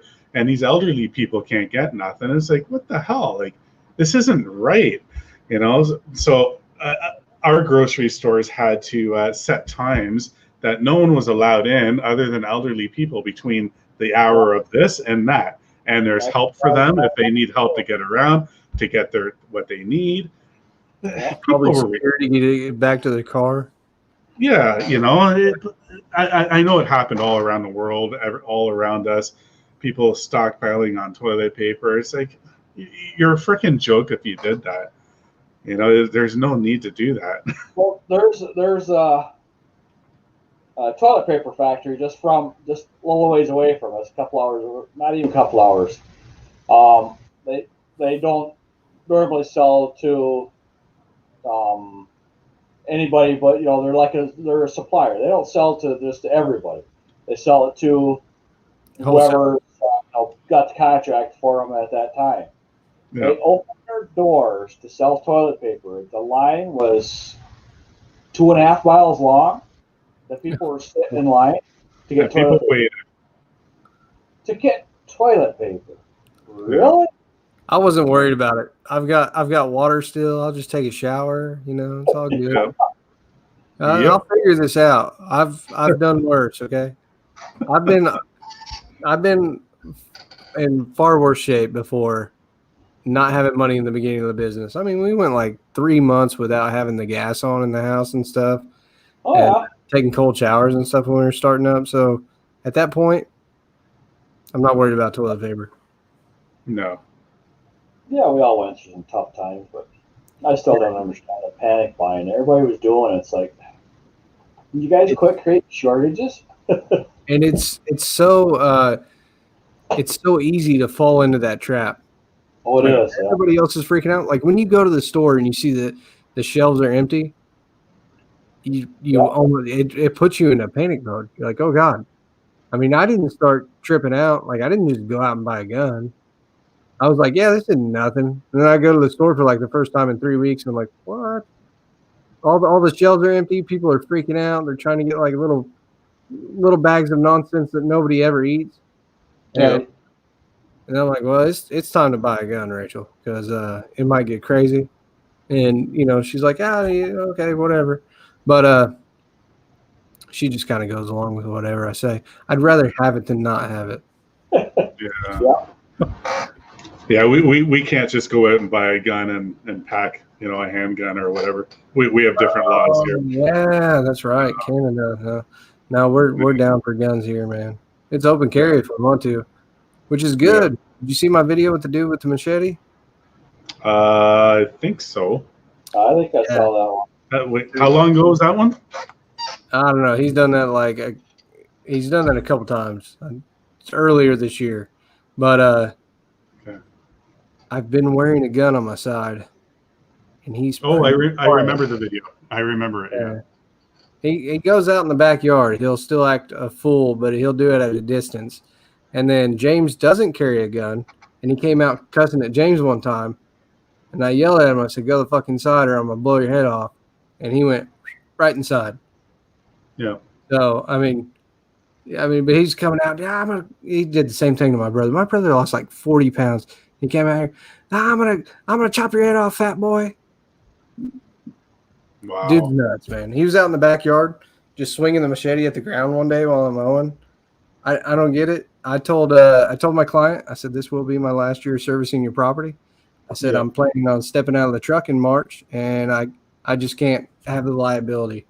Obviously it's a reoccurring problem, and if I'm not there, you never know what somebody crazy is going to do, man. Did you get this guy on video? Yeah, and I showed the cops, and you know what they said? We would take him to jail, because I got him on video saying, I'm going to cut your head off. Yeah, and, that's a threat. Yeah.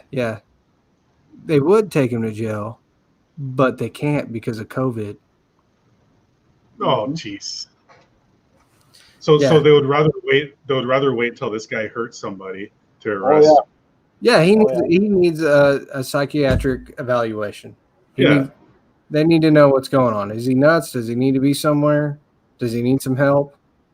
So if this guy came up to you with a machete and he was like 5 feet away from you, threatening to cut your head off, and you shot him, you would probably go to jail.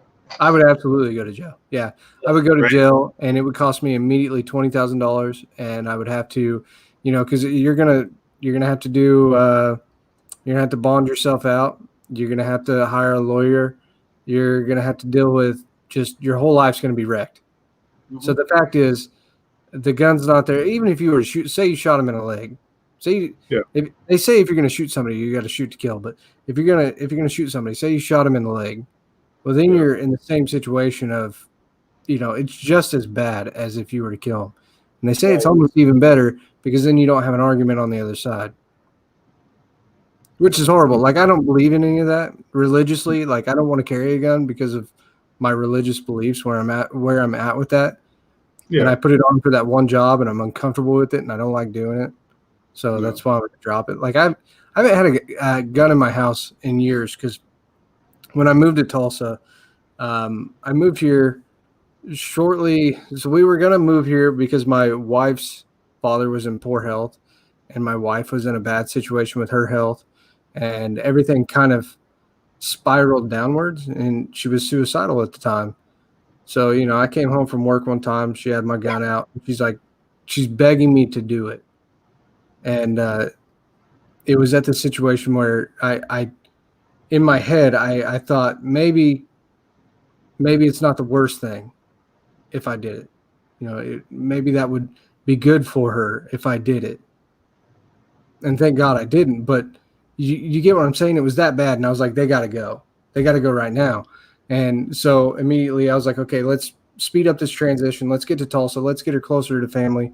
Let's get her where she has more of a support group than just me. And, our life's getting better, obviously. But, yeah, so we just got to the point where we feel comfortable enough to bring guns around. I don't think I'm not against them. Like, if you read the Bible and it talks about the sword's what keeps you safe. So I'm not against it, but I'm not for it. I don't want to. I don't want to say it, and it sounds dumb, but I'm not pro killing anybody. That's Right. something I would never want to do. No, I wouldn't want I to don't- shoot somebody out of anger. I used to be the kind of person that wants to fight. I don't want to fight. I don't think any sane person would want to hurt somebody or kill them. Yeah. You know, and I'm the same way too. Like I don't, you know, I have neighbors of customers too that argue with me because some grass clippings went on their driveway.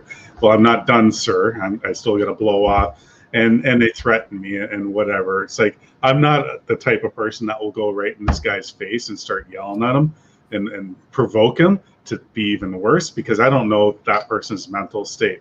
But any sane person like us, you know, we wouldn't just go and hurt somebody. Like that's the last thing I would want to do, right? But if someone's going to hurt me or threaten my family, that's a different story. So Okay, with crazy neighbor conversation there. yeah, I didn't catch it on video, but at the beginning of the year when the COVID thing was starting to kick off and it's kind of at the peak of craziness, we're doing like a spring cleaning up leaves. And this neighbor across the street comes over and she's tripping out because like I'll blow the stuff, you know, from the front yard down to wherever it's easy on the concrete to clean up. So in this case, it was at the end of the driveway where it's at the concrete and we can move it easy. She's tripping out that I blew leaves in the street. And I'm like walking around the pile, rounding it up, right? And she's coming over, yelling, screaming, waving, and flagging me down. So I pull out my headphones, shut off my equipment. She's tripping out over the leaves, and she just wouldn't stop. And she's coming up, screaming in my face. One cough put 50 or 60 feet between us.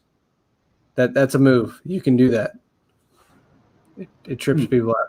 I'm not going to say, oh, okay. It was a bad business moment.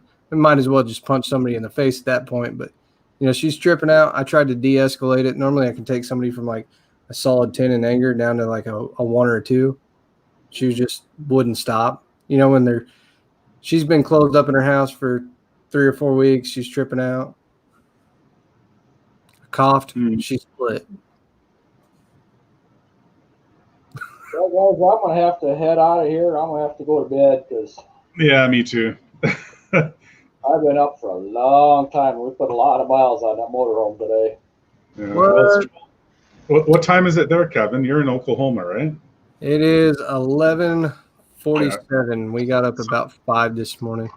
Yeah, so you're an hour behind us then, because it's 12:47 for us right now. Yeah. Yeah. Well, that works. I'll talk to you guys later. And man, I enjoyed it. I'm glad I got on. It was nice. It was nice finally meeting you in person here. You as well. Same as you, Mark. It was cool. Cool to meet you. Thank you for sharing the details on your YouTube. Because I mean, it's really cool to see that. Well, I think it's cool just to look at it myself because I still can't believe I made the video and it's making that much money. I don't. It's not a reality thing to me. I guess it doesn't seem like I've earned anything. You know what I mean? Yeah, I haven't linked mine up with a bank account yet, so it does not feel that way at all. But that one video is popping. We've got. Let me look at it. I don't want to lie to you. I'll be quick. Let's see here. I think it's up 1,200 on subscribers this month.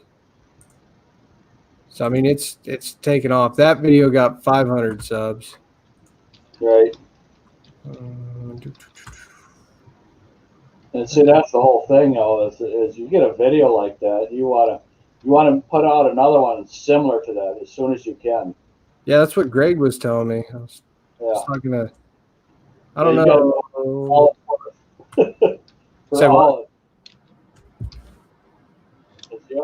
You're always looking for that one video, and it might be, that video might be doing well, but the next one might be doing even better. Yeah. Well, I put out a video where it was like high grass up to like my chest, and I thought that video was going to do great. That video, kind of up. The next one I did, the grass is like 1.5 feet, and I posted that one. That's the one blowing up. Yeah. And people are like, oh my God, that lawn's so bad. And I'm like, I don't think so. I mean, it's bad, but I've cut some crazy stuff, and that's not really there. Yeah, I love cut the overgrown fields. Was that the free one that you did, and then they moved in the next day or something? Yeah, or the next hour? He started moving in like an hour later. So Yeah. I guess he bought it on like HUD housing, and or however that works, and so it was cool. I flagged him down like a day or two later when I saw him, and I'm like, "Hey, I cut your lawn." And he's like, "Oh, do you want me to pay you?" I'm like, "No, man, I cut it for free." I was like, "I didn't even know you were moving in. I was like, you didn't ask me to mow your lawn. I wouldn't do that. I was just doing it to do it." It was a fun video to do with my dad. I'm like, "Hey, you want to go do that?" So, Yeah, that's cool. all those things. Yeah, we're 1,200 subscribers. The watch time's crazy. Everything's crazy. It's really cool to see. Like everything just, and I'm hoping it'll keep going. So I was gonna put up another video that was not similar to that, and then I was talking to Greg Chisholm, and he's like, "Yeah, man, don't do that." He's like, "Don't do it." He said, because I sent him a link. He's like, I was seeing what he would say, and he's like, "No, just make one that's real similar to that one. It'll take off." He said, "Just do that for a while until it slows down." So, okay, I guess if you want me to mow tall stuff, I got plenty of footage of it. Yep. Mm-hmm.